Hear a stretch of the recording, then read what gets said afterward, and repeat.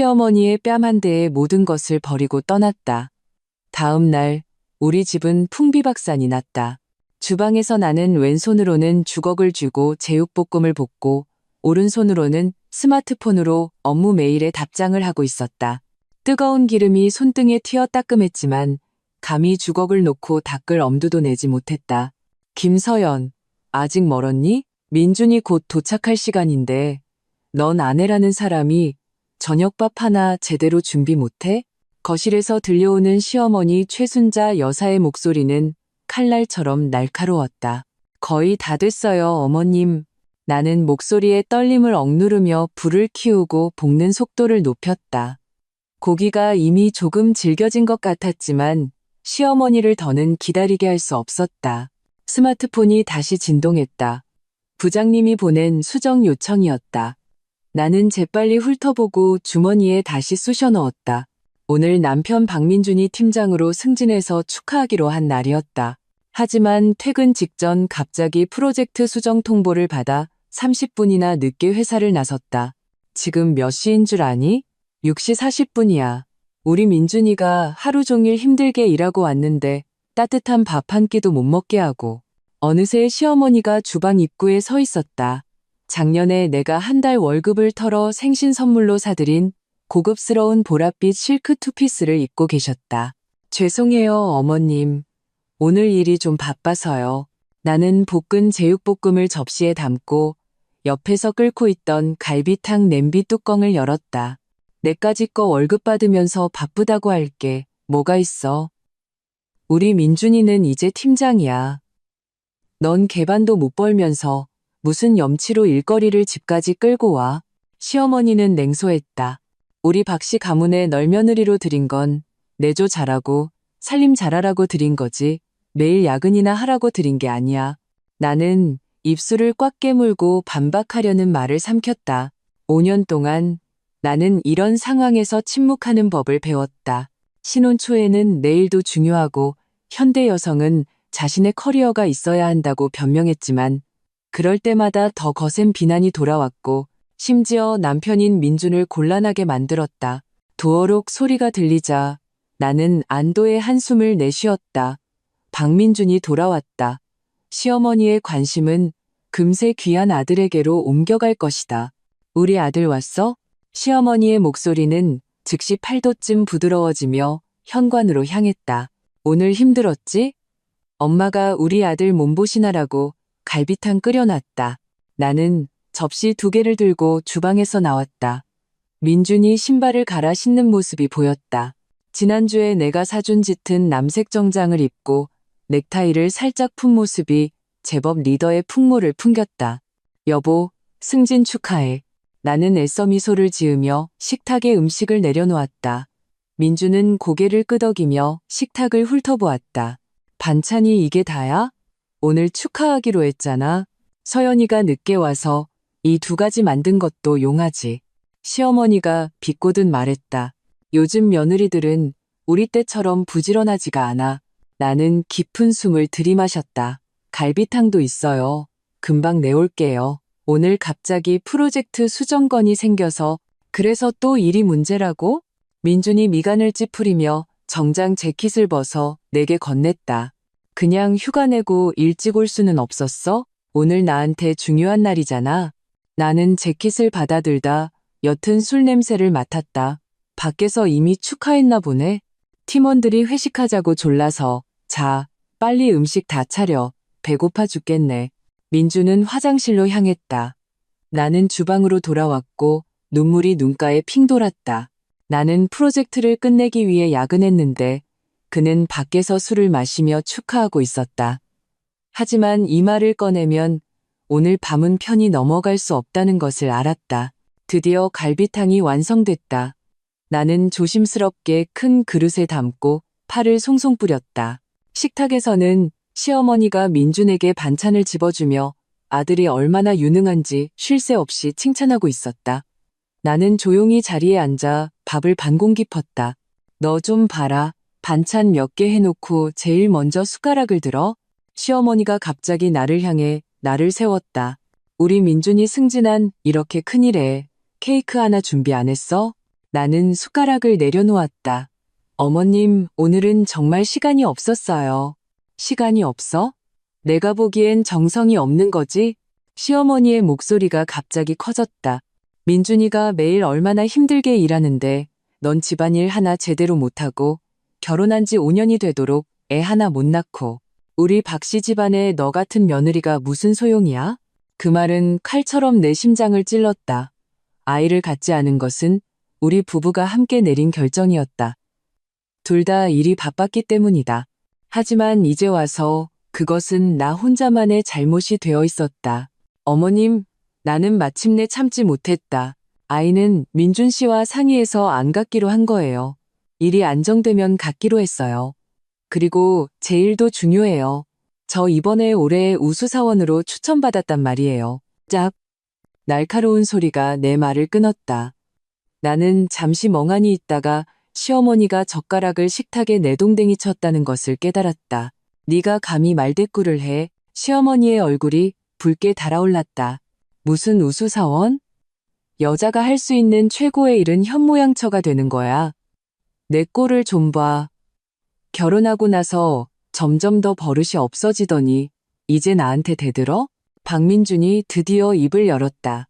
서연아, 엄마 연세도 많으신데 화나게 하지 마. 나는 남편을 바라보았다. 그가 공정한 말을 해주길 바랐다. 하지만 그는 그저 고개를 숙이고 밥을 먹을 뿐 마치 이 싸움이 자신과는 무관하다는 듯했다. 말대꾸하려는 게 아니었어요. 나는 목소리를 최대한 평온하게 유지하려 했었다. 제게도 제 일이 있다는 걸 말씀드리고 싶었을 뿐이에요. 넌 일밖에 몰라. 시어머니가 갑자기 일어나 내 코를 가리켰다. 옆집 김 여사네 며느리 좀 봐. 그 애는 회사 그만두고 집에서 애 키우면서 시어머니 얼마나 잘모시는지 알아? 넌 나 속썩이는 거 말고 뭘 할 줄 아는데? 나는 현기증을 느꼈다. 지난 세월의 서름이 파도처럼 밀려왔다. 나는 매일 출근 전 온 가족의 아침을 차리고 퇴근 후에는 밤늦게까지 집안일을 했다. 주말에는 시어머니와 쇼핑을 가거나 박씨 집안 친척들을 대접했다. 마지막으로 친구들과 만난 게 언제인지 기억조차 나지 않았다. 어머님, 내 목소리는 작았지만 단호했다. 저는 김 여사님 댁며느리가 아니에요. 저는 김서연이에요. 저만의 일과 꿈이 있어요. 이게 진짜 반항하네. 시어머니가 갑자기 손을 치켜들었다. 내가 반응하기도 전에 짝 하는 소리와 함께 내 왼쪽 뺨에 불이 붙었다. 나는 비틀거리며 뒤로 물러나다 의자에 부딪혀 바닥에 주저앉았다. 뺨이 화끈거리고 귀가 윙윙 울렸다.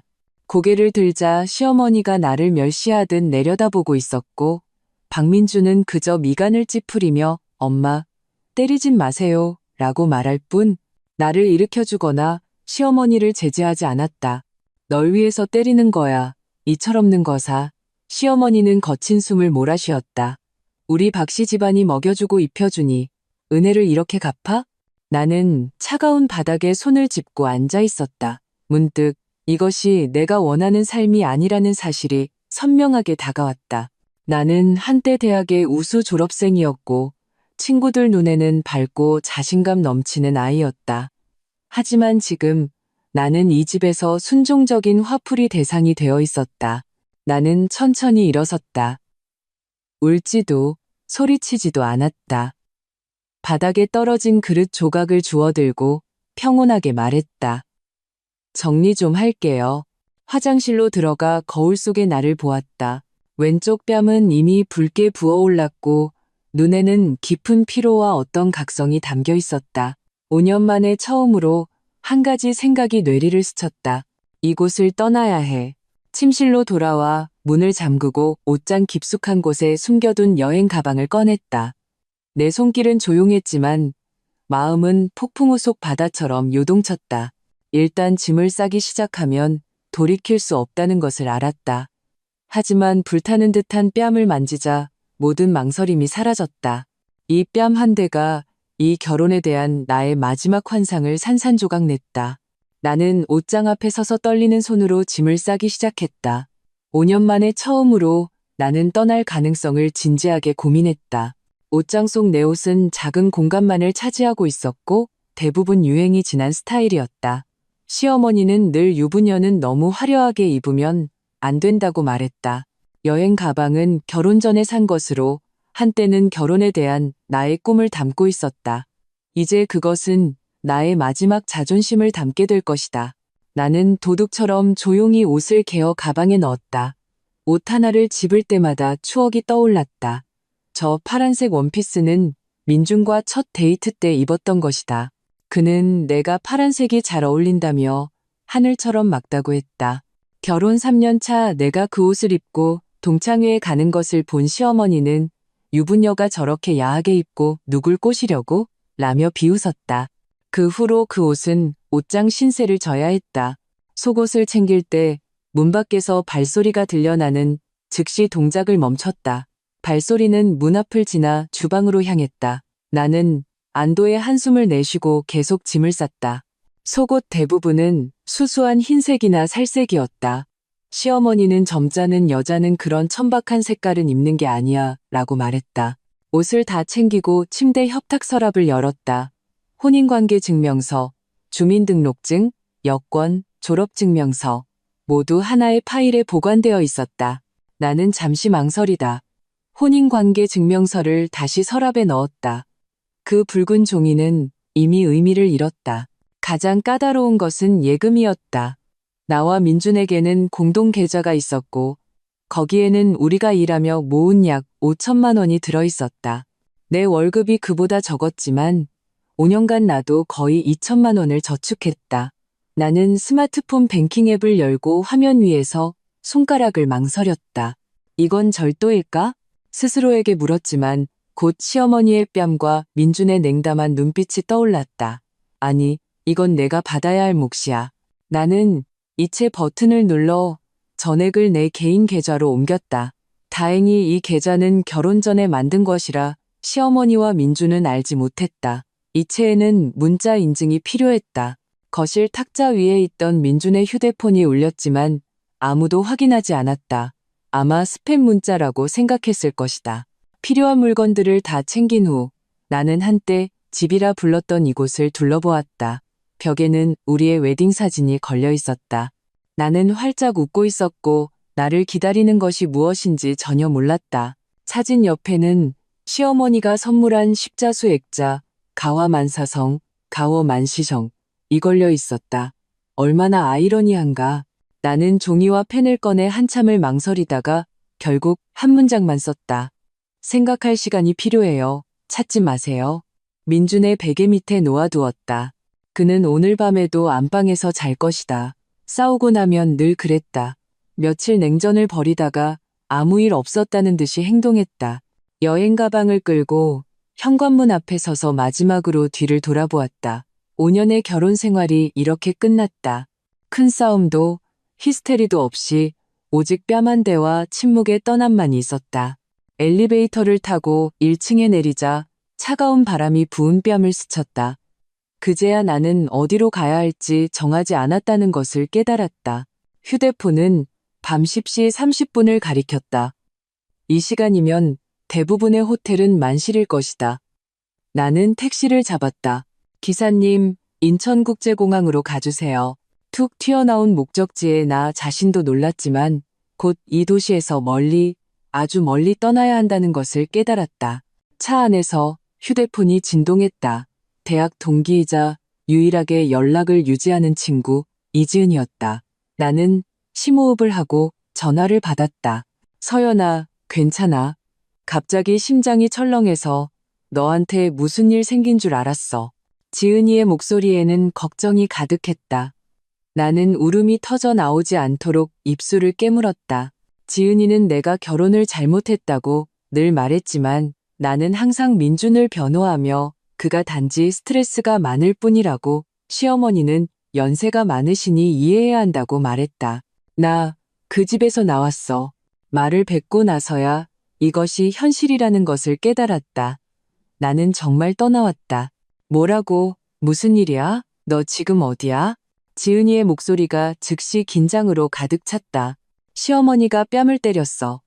내일이 중요하다고 말했다는 이유로 민준 씨는 그냥 보고만 있었고 내 목소리는 갈라졌다. 공항으로 가는 길이야? 어디로 가야 할지 모르겠어. 세상에 그노망난 할망구가 드디어 손을 댔구나. 박민준 그 마마보이는 그냥 보고만 있었다고? 미친놈. 김서연, 넌 진작에 그 집구석을 나왔어야 했어. 차창 박내온 사인이 흐릿하게 번졌다. 나는 눈물을 흘리고 있었다. 5년 만에 처음으로 누군가 내 편을 들어주었다. 나 어떻게 해야 할지 모르겠어. 나는 기사님이 들을까봐 작은 소리로 말했다. 들어봐. 일단 떠난 건 잘한 거야. 지은이는 냉정을 되찾았다. 갈 곳은 있어? 돈은 충분하고? 예금 전부 가지고 나왔어. 이 말을 하며 죄책감이 들었지만 곧 당당해졌다. 그 돈에는 내 돈도 포함되어 있었다. 잘했어. 지은이는 놀랍게도 웃었다. 양심의 가책 느끼지 마. 그 집안이 너한테 어떻게 했는지 알잖아. 넌 지금 안전한 곳에 머물면서 다음 단계를 생각해야 해. 호텔 예약해줄까? 아니, 이 도시를 떠나고 싶. 멀면 멀수록 좋아. 알았어.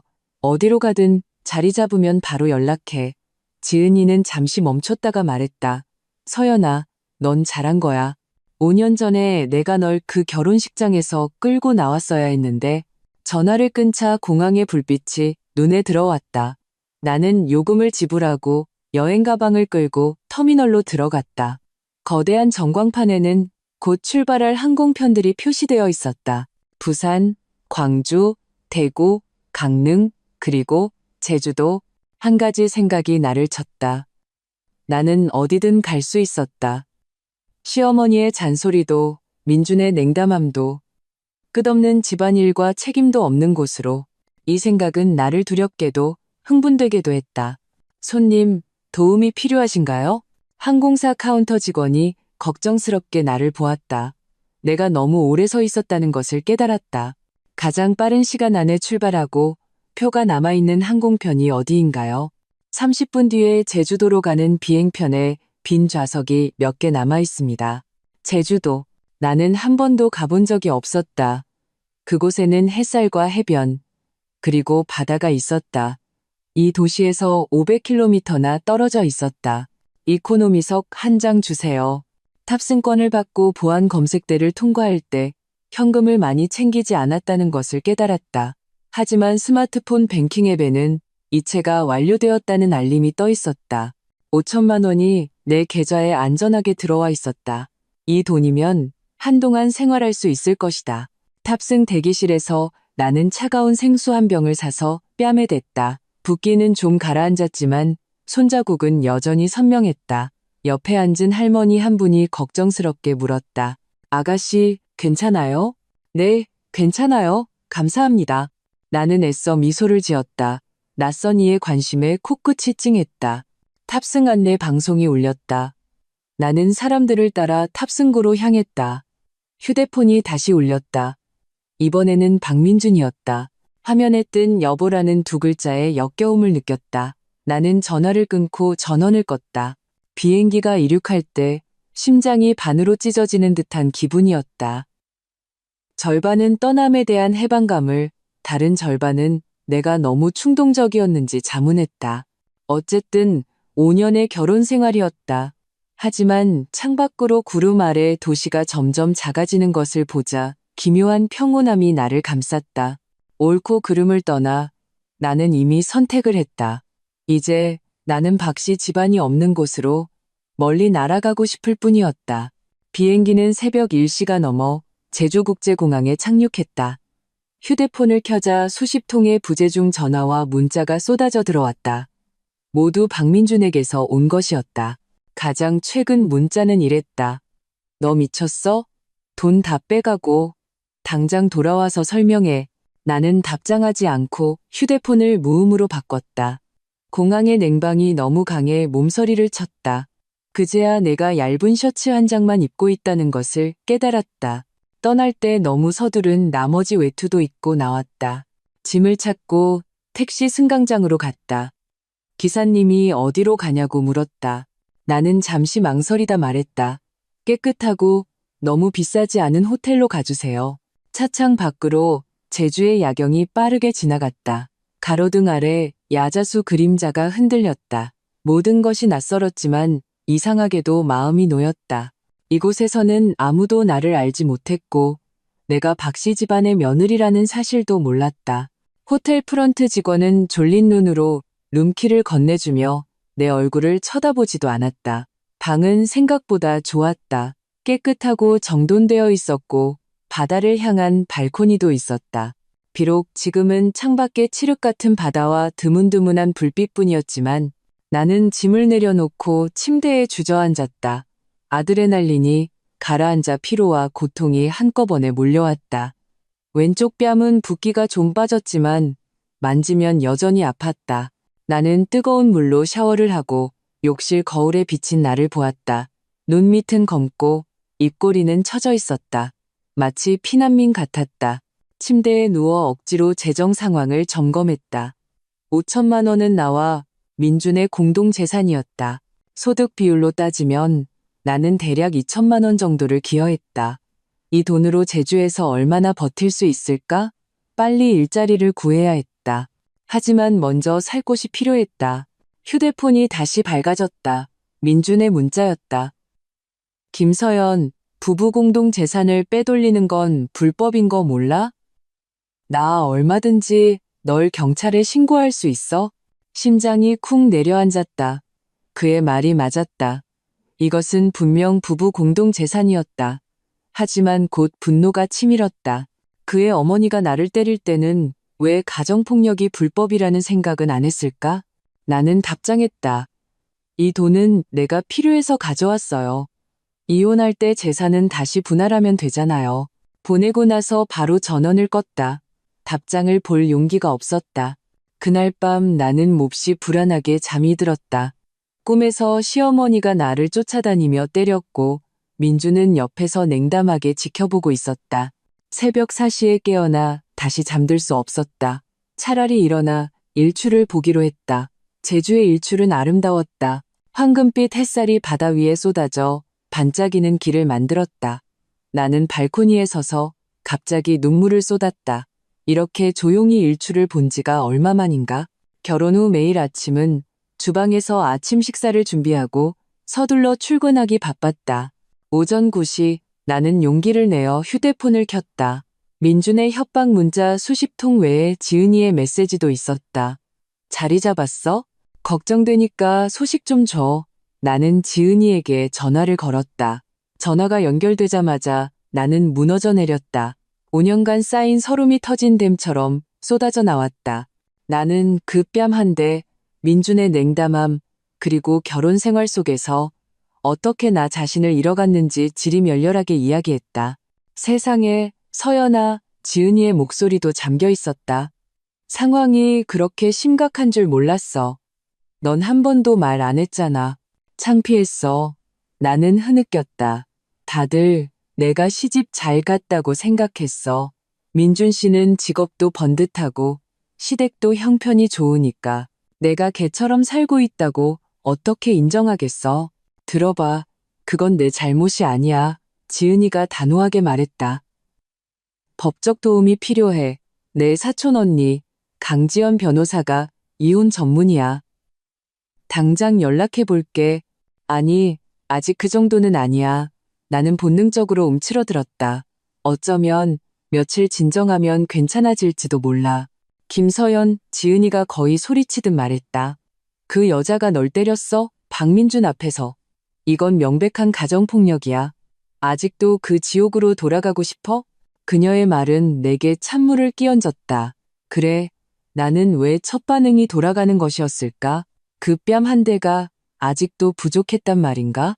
나 모르겠어. 일단 너무 많이 생각하지 마. 지은이가 목소리를 낮췄다. 지연 언니, 사람 좋아. 그냥 상담만 받아보는 셈쳐. 너 제주도에 있지? 언니 동기가 거기서 로펌하고 있거든. 재산 문제 봐줄 수 있을 거야. 전화를 끊고 나는 세수를 하고 밖으로 나가기로 했다. 호텔 근처 카페에서 라떼와 샌드위치를 시켰다.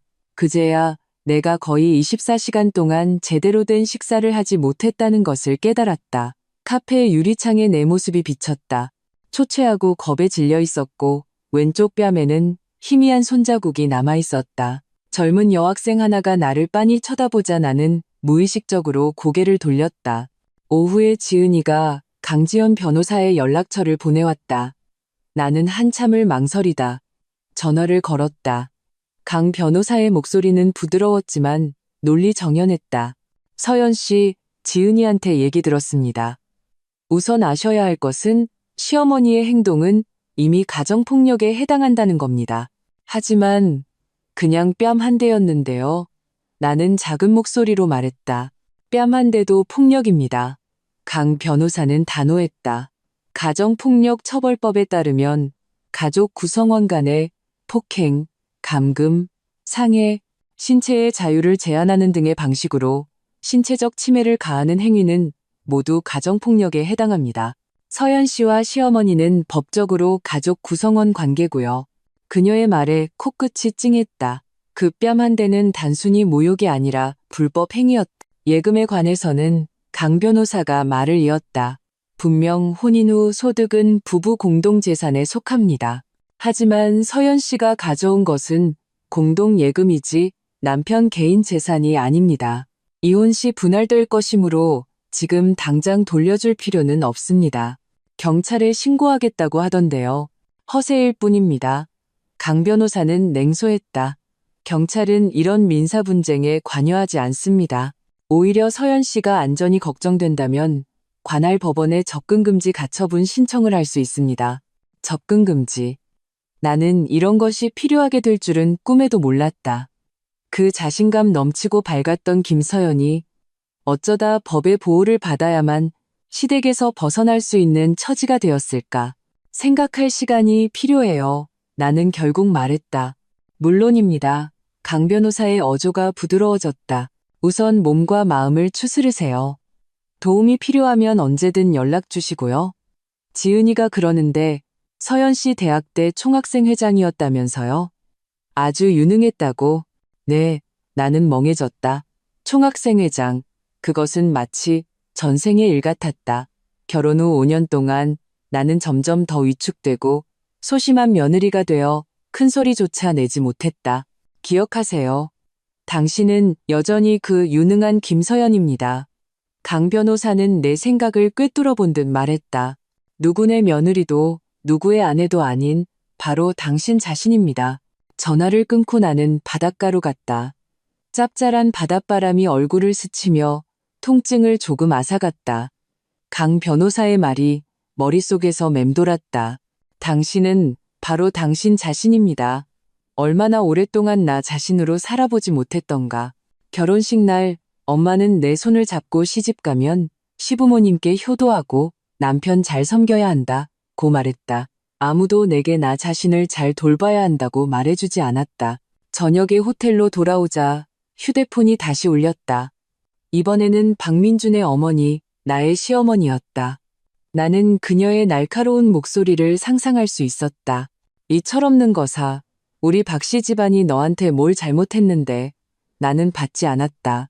몇 분 후 문자가 왔다. 김서연, 똑똑히 설명해. 민준이가 너 때문에 하루 종일 출근도 못했어. 걔 이제 막 팀장 된 거 몰라? 너 그렇게 이기적이야? 이기적이라는 단어가 나를 찔렀다. 5년 동안 나는 거의 모든 자아를 포기했다. 좋아하던 책, 영화, 주말의 전시회, 친구들과의 모임, 모든 것을 좋은 며느리가 되기 위해 버렸다. 이제 와서 겨우 약간의 존엄을 원했을 뿐인데 이기적인 사람이 되어버렸다. 나는 답장했다. 더 이상 연락하지 마세요. 생각할 시간이 필요해요. 그리고는 전원을 껐다. 휴대폰을 침대에 던졌다. 창밖 제주의 야경은 휘황찬란했다. 이 낯선 도시가 나의 새로운 시작이 될 수 있을까? 알 수 없었다. 하지만 그 뺨 한 대가 나를 깨웠다는 것은 확실했다. 나는 더 이상 그런 존엄 없는 삶을 살고 싶지 않았다. 일주일 후 나는 제주시의 작은 원룸을 빌렸다. 강 변호사의 조언은 실용적이었다. 먼저 머물 곳을 찾고 최소 3개월은 계약해서 생각할 시간을 갖고 성급하게 결정하지 말라고 했다. 아파트는 낡은 빌라였지만 깨끗하고 가격이 합리적이었다. 나는 김서연이라는 이름으로 계약했다. 마치 과거의 일부를 떼어내는 것 같았다. 짐을 풀면서 내가 가져온 물건이 너무나 적다는 것을 깨달았다. 옷 몇 벌, 세면도구, 노트북, 그리고 몇 가지 증명서. 5년의 결혼 생활 동안 내가 축적한 실물 재산은 놀라울 정도로 적었다. 하지만 지금 5천만 원의 예금은 내게 전례 없는 안정감을 주었다. 강 변호사는 이메일로 몇 가지 법률 자료를 보내주었다. 가정폭력의 정의, 이혼 절차, 재산 분할 원칙 등이 상세히 설명되어 있었다. 읽을수록 내 처지가 명확해졌다. 그 뺨 한 대는 단순한 폭력이 아니라 장기간의 정신적 학대의 정점이었다. 증거를 수집하기 시작하세요. 강 변호사가 전화로 말했다. 병원 상해진단서, 문자, 녹음, 영상. 당신이 가정폭력을 겪었다는 것을 증명할 수 있는 모든 자료가 향후 법적 절차에 도움이 될 겁니다. 나는 휴대폰을 뒤적이다가 나도 모르게 이미 그 일을 하고 있었다는 사실에 놀랐다. 지난 2년간 나는 시어머니가 무리하게 트집 잡는 소리를 여러 번 몰래 녹음했고 심지어 한 번은 그릇을 던지는 영상도 찍어두었다. 당시에는 그저 자기 방어 본능이었는데 정말로 쓰일 줄은 몰랐다. 가장 강력한 증거는 그날 밤의 CCTV였다. 민준의 집 거실에는 방범용으로 CCTV가 설치되어 있었다. 이제 그것은 시어머니가 나를 때리는 전 과정을 기록했을 가능성이 있었다. 하지만 그 영상을 어떻게 손에 넣을 수 있을까? 대책을 고민하던 중 모르는 번호로 전화가 걸려왔다. 잠시 망설이다 받았다.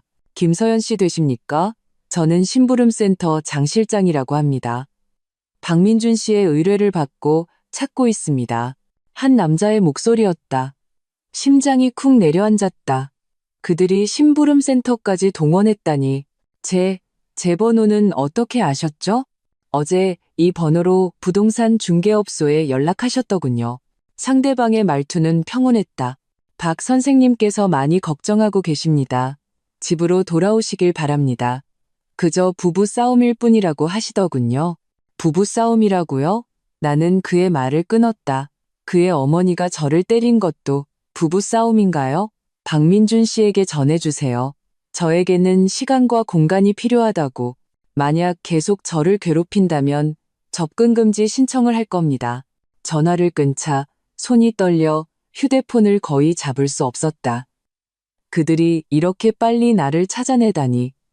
나는 즉시 강 변호사에게 전화했다. 당황하지 마세요. 강 변호사는 냉정하게 분석했다. 심부름센터가 당신을 찾았다고 해서 그들이 뭘 할 수 있는 건 아니에요. 당신은 지금 안전해요. 제주는 그들로부터 아주 멀리 떨어져 있고요. 하지만 만일을 위해 내일 파출소에 가서 신고 접수는 해두세요. 다음 날 나는 관할 파출소를 찾았다. 당직 경찰관은 내 이야기를 듣고 표정이 심각해졌다. 부인, 얼굴의 상처는? 나는 왼쪽 뺨을 만졌다. 멍은 거의 사라졌지만 자세히 보면 희미한 흔적이 남아 있었다. 지난주에 맞았어요. 지금은 많이 나아졌고요. 상해 진단서 끊으시겠어요? 나는 망설였다. 진단서를 끊는 것은 공식적으로 법적 절차를 시작한다는 의미였다. 나는 아직 이혼 전쟁을 치를 준비가 되지 않았다. 일단은 괜찮습니다. 그냥 그들이 저를 괴롭힐 경우를 대비해 기록만 남기고 싶어요. 경찰관은 고개를 끄덕이며 상세히 기록했다. 파출소를 나올 때 햇빛이 눈부셔 눈을 뜰 수 없었다. 신고 접수라는 이 행동은 하나의 분수령 같았다. 나는 더 이상 참고 사는 며느리가 아니라 법으로 자신을 보호할 줄 아는 여성이었다. 원룸으로 돌아와 나는 미래를 진지하게 고민하기 시작했다. 5천만 원은 많아 보이지만 그냥 쓰기만 하면 금방 바닥날 것이다. 나는 일이 필요했다.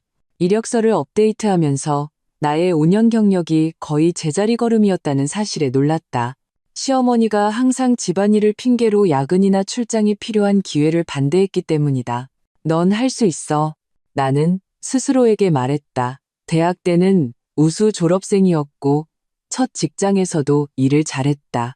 하지만 이력서의 공백기는 결혼을 위해 치른 대가를 상기시키는 상처 같았다. 이력서 10여 통을 보낸 후 나는 기분 전환을 위해 밖으로 나갔다.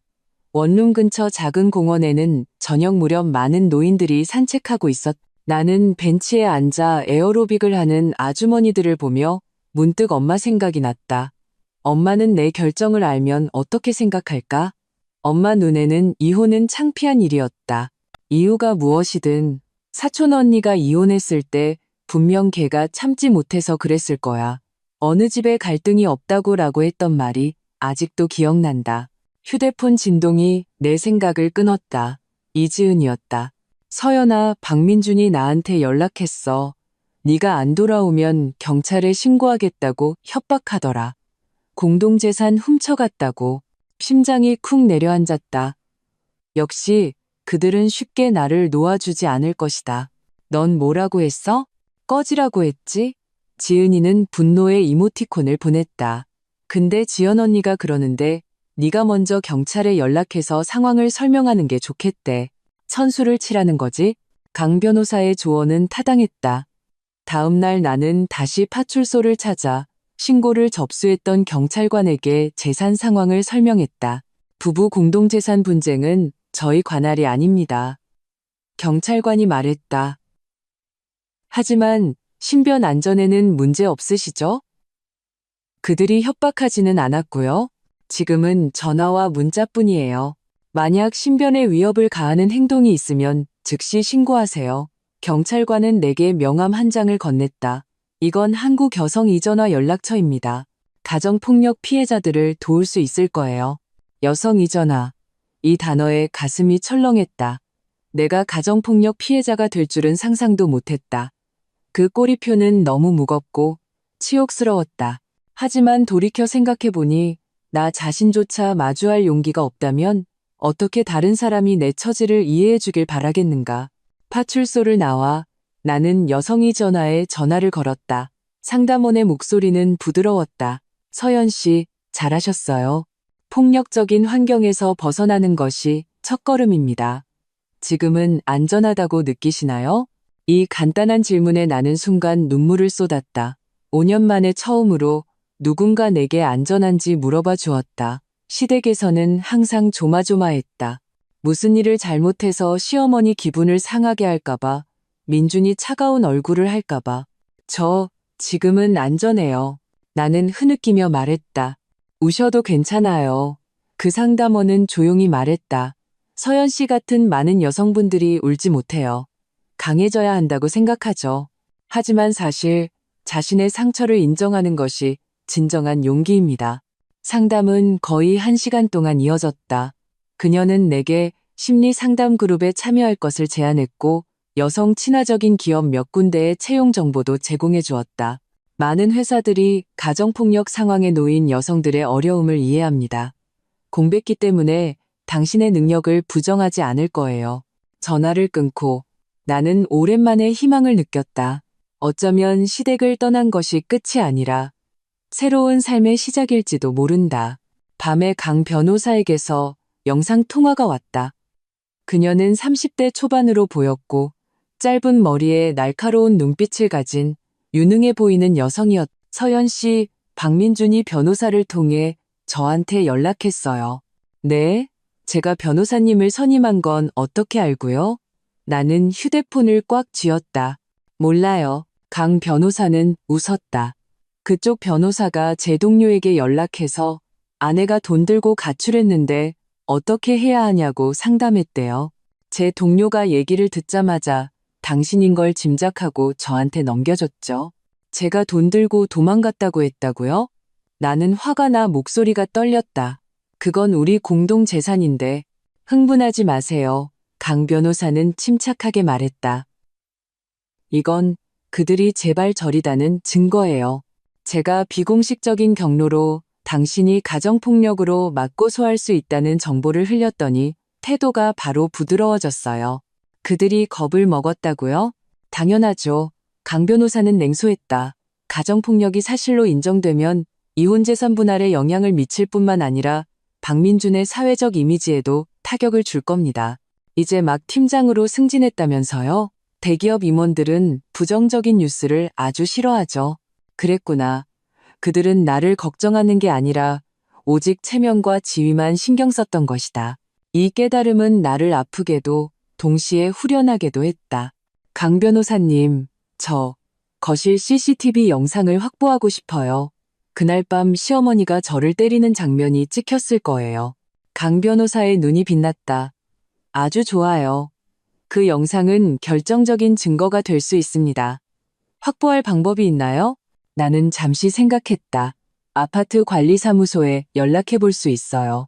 집에 도둑이 든 것 같다고 CCTV를 확인해야 한다고요? 똑똑하시네요. 강 변호사는 칭찬하듯 고개를 끄덕였다. 하지만 조심하세요. 섣불리 움직였다가 들키면 안 됩니다. 통화가 끝난 후 나는 발코니에 서서 야경을 보았다. 제주의 밤은 따뜻하고 습했다. 멀리서 파도 소리가 들려왔다. 이 낯선 도시는 조금씩 나의 피난처이자 나의 재생의 장소가 되어가고 있었다. 나는 심호흡을 하고 스스로에게 말했다. 김서연, 넌 할 수 있어. 5년의 결혼 생활도 널 무너뜨리지 못했잖아. 그 뺨 한 대가 널 깨웠어. 이제 잃어버렸던 너 자신을 되찾을 시간이야. 강 변호사의 전략은 효과가 있었다. 3일 후 박민준에게서 부드러운 어조의 문자가 왔다. 서연아, 우리 얘기 좀 할까? 엄마도 잘못했다고 하셔. 직접 사과하고 싶어 하시고. 나는 휴대폰 화면을 보며 등 뒤에서 시어머니가 일을 가는 모습을 상상했다. 그녀가 진심으로 사과할 리가 없었다. 5년 동안 그녀는 단 한 번도 자신이 틀렸다고 생각한 적이 없었다. 모든 것은 남의 문제였다. 됐어요. 나는 짧게 답했다. 저에겐 시간과 공간이 필요해요. 곧 전화가 울렸다. 모르는 번호였지만 직감적으로 민준이라는 것을 알았다. 역시 전화를 받자 그의 억눌린 목소리가 들려왔다. 서연아, 이제 그만할 때도 됐잖아. 엄마가 사과까지 한다는데 뭘 더 바라는 거야? 뭘 더 바라냐고요? 나는 휴대폰을 꽉 쥐었다. 모욕당하지 않고 맞지 않고 사는 삶을 바라는 게 그렇게 과한가요? 그건 그냥 순간적인 실수였어. 어느 집에 갈등이 없어? 민준의 목소리에는 짜증이 섞여 있었다. 너 때문에 내가 요즘 얼마나 힘든 줄 알아? 동료들은 아내 어디 갔냐고 묻고 엄마는 매일 눈물로 밤을 지새우셔. 눈물로 밤을 지새운다고요? 나는 냉소했다. 저를 때릴 때는 아주 기운 넘치시던데요. 김서연, 민준의 목소리가 갑자기 커졌다. 너 진짜 좋게 말할 때 말 들어. 돈 돌려주고 당장 집으로 돌아와. 그럼 이 일은 없던 걸로 해줄게. 그렇지 않으면 어쩔 건데요? 나는 반문했다. 경찰에 신고해요? 심부름 센터를 고용해요? 아니면 제주까지 와서 저를 잡아갈 건가요? 전화기 저편이 몇 초간 침묵했다. 너 어떻게 알았어? 심부름 센터. 민주는 내가 이미 알고 있다는 사실에 당황한 듯했다. 당신을 아는 사람들에게 전해주세요. 더 이상 저와 제 친구들을 괴롭히지 말라고. 그렇지 않으면 가정폭력 증거를 공개할 거예요. 당신 어머니가 저를 때리는 영상까지 포함해서요. 이것은 허세였다. 나는 아직 CCTV 영상을 확보하지 못했다. 하지만 효과는 즉각적이었다. 무슨 영상? 민준의 목소리가 즉시 변했다. 거실 CCTV에 아주 선명하게 찍혔더라고요. 나는 일부러 모호하게 말했다. 잘 생각해 보세요. 박 팀장님. 회사에서 당신 어머니가 폭력 성향이 있다는 걸 알게 되면 좋아할까요? 전화를 끊자 손이 떨려 휴대폰을 거의 잡을 수 없었다. 이것은 내가 처음으로 민준에게 정면으로 맞선 것이었다. 5년간 쌓인 분노와 서름이 화산처럼 폭발했다. 하지만 동시에 두려움도 밀려왔다. 그들은 쉽게 포기하지 않을 것이다. 역시나 다음 날 정오 원룸 초인종이 울렸다. 현관문 렌즈를 통해 보니 민준과 그의 어머니가 문 밖에 서 있었다. 둘 다 어두운 표정이었다. 내 피가 순간적으로 얼어붙었다. 그들이 제주까지 쫓아왔다니. 서연아, 문 열어. 우리 안에 있는 거 다 알아? 민준이 문을 세게 두드렸다. 할 얘기가 있으니 얼굴 보고 얘기하자. 나는 뒷걸음질 치며 즉시 강 변호사에게 전화했다. 그들이 제 숙소를 찾았어요. 지금 문 밖에 있어요. 문 열지 마세요. 강 변호사가 즉시 말했다. 녹음부터 하고 경찰에 신고하세요. 제가 제주의 동료 변호사에게 연락해서 바로 가도록 할게요. 나는 휴대폰 녹음 기능을 켜고 문가로 갔다. 박민준 씨 돌아가세요. 당신들 보고 싶지 않아요. 김서연, 이번에는 시어머니의 날카로운 목소리였다. 네가 배짱이 두둑해졌구나. 감히 내 아들이 힘들게 번 돈을 들고 튀어? 문 열어. 안 그러면 이 빌라 전체에 네가 얼마나 파렴치한 도둑년인지 소문낼 테니까. 그녀의 목소리가 너무 커서 분명 이웃들에게 들렸을 것이다. 옆집 문 열리는 소리가 들렸고 한 남자가 무슨 일이세요? 도움이 필요하세요? 라고 물었다. 아닙니다. 그냥 부부싸움이라서요. 민주는 다른 사람에게는 즉시 온화한 목소리로 바뀌었다. 소란 피워 죄송합니다. 나는 용기를 내어 문 밖을 향해 말했다. 최순자 여사님, 저희 집 거실에서 제 뺨을 때릴 때는 오늘 같은 날이 올 줄 생각 못 하셨나요? 무슨 헛소리야. 시어머니의 목소리가 갑자기 높아졌다. 내가 언제 널 때렸다고 그래. 네가 행실이 바르지 못해서 그런 거지? 거실에 CCTV 있어요. 나는 렁징하게 말했다. 그 영상을 인터넷에 올려서 다 같이 감상해 볼까요? 문 밖이 갑자기 조용해졌다. 이 허세가 다시 한번 먹혔다. 그들은 내가 정말 영상을 가졌는지 확신하지 못했지만 감히 모험을 할 수는 없었다. 서연아, 민준의 목소리가 부드러워졌다. 우리가 이렇게 멀리까지 왔는데 적어도 들어가서 얘기라도 하게 해줘. 엄마도 정말 잘못했다고 하셔. 됐어요. 내 목소리가 떨리는 것을 느꼈다. 제발 돌아가세요. 그렇지 않으면 경찰에 신고할 거예요. 신고? 좋지? 시어머니가 다시 소리쳤다. 경찰한테 네가 돈 훔친 꼴이나 보여주자고. 그때 엘리베이터가 딩소리를 내며 열리고 제복을 입은 경찰 2명이 걸어 나왔다. 무슨 일이십니까? 누가 신고했죠? 알고 보니 강 변호사의 제주 동료가 이미 경찰에 연락한 것이었다. 나는 안도의 한숨을 내쉬며 즉시 문을 열었다. 경찰관님, 제가 신고했습니다. 이 2사람이 저를 괴롭히고 있어요. 경찰은 나를 보고 다시 민준 모자를 보았다. 2분은 무슨 관계십니까? 제 아내입니다. 민준은 즉시 혼인관계 증명서를 꺼냈다. 그걸 항상 가지고 다녔다니 그냥 사소한 부부 갈등입니다. 이분들이 제 생활을 심각하게 방해하고 있습니다. 나는 파출소에서 받은 신고 접수 기록을 꺼냈다. 제가 이전에 가정폭력으로 신고한 기록입니다. 경찰의 표정이 즉시 심각해졌다. 그는 내 신고 기록을 꼼꼼히 살폈다.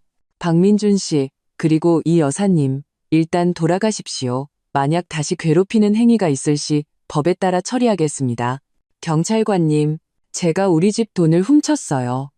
시어머니가 포기하지 않고 나를 가리켰다. 그건 민사 분쟁입니다. 경찰은 동요하지 않았다. 분쟁이 있으면 법원에 소송을 제기하십시오. 하지만 남의 집에 무단으로 찾아와 괴롭히는 것은 안 됩니다. 결국 경찰의 감독하에 민준과 시어머니는 떠나야 했다. 떠나기 전 민준은 나를 아끈하게 쳐다보며 입모양으로 두고 가라고 말했다. 문을 닫고 나는 바닥에 주저앉았다. 온몸이 식은땀으로 젖었다. 너무 위험했다. 만약 강 변호사가 미리 조치하지 않았다면 나는 그들에게 강제로 끌려갔을지도 모른다. 휴대폰이 울렸다. 강 변호사였다. 서연 씨, 괜찮아요? 제 동료가 경찰이 처리했다고 하더군요. 네. 내 목소리는 여전히 떨렸다. 그들은 갔지만 포기하지 않을 거예요. 당연히 그렇겠죠. 강 변호사는 렁징하게 말했다. 그러니 이제 법적 조치를 취할 때입니다. 정식으로 이혼 소송을 제기하고 접근금지 명령도 신청하는 것을 권합니다. 이혼, 그 단어가 마침내 입 밖으로 나왔다. 나는 심호흡을 했다. 네, 그렇게 할게요. 그리고 강 변호사가 말을 이었다.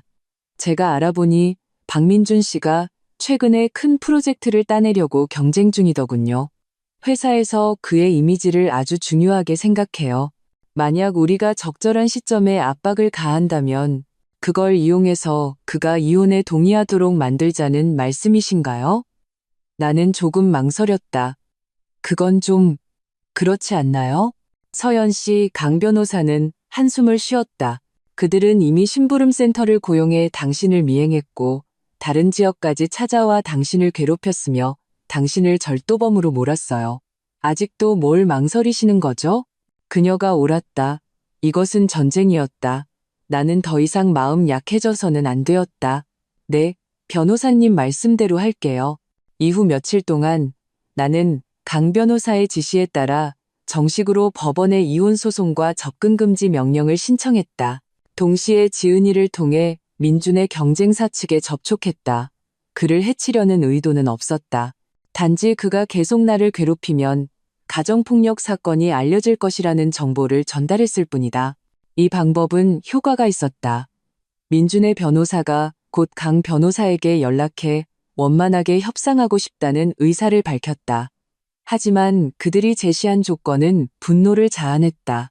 내가 임의로 이체한 5천만 원을 돌려주면 내 행동을 문제 삼지 않고 평화롭게 이혼해주겠다는 것이었다. 꿈도 크네요. 강 변호사가 전화로 냉소했다. 그들에게 전하세요. 5천만 원은 부부 공동재산이며 당신에게는 사용할 권리가 있다고? 그리고 가정폭력 정황에 따라 당신은 더 많은 것을 받아야 마땅하다고. 한편 나는 위험을 무릅쓰고 시댁이 있는 아파트의 관리사무소에 연락했다. 아내 신분으로 집에 도둑이 든 것 같아 CCTV를 확인해야 한다고 거짓말을 했다. 운 좋게도 당직은 나를 모르는 신입 직원이었다. 그는 흔쾌히 영상을 보여주었다. 그 영상에는 모든 것이 선명하게 찍혀 있었다. 시어머니가 어떻게 손을 치켜들었고 어떻게 한 방에 나를 바닥에 쓰러뜨렸는지, 민준이 어떻게 제자리에 앉아 무관심하게 지켜보았는지, 화면 속 쓰러지는 내 모습을 보자 그 굴욕과 고통이 다시 한번 밀려왔다. 손님, 괜찮으세요? 경비원이 걱정스럽게 물었다. 나는 그제야 내가 눈물을 흘리고 있다는 것을 깨달았다. 괜찮아요. 감사합니다.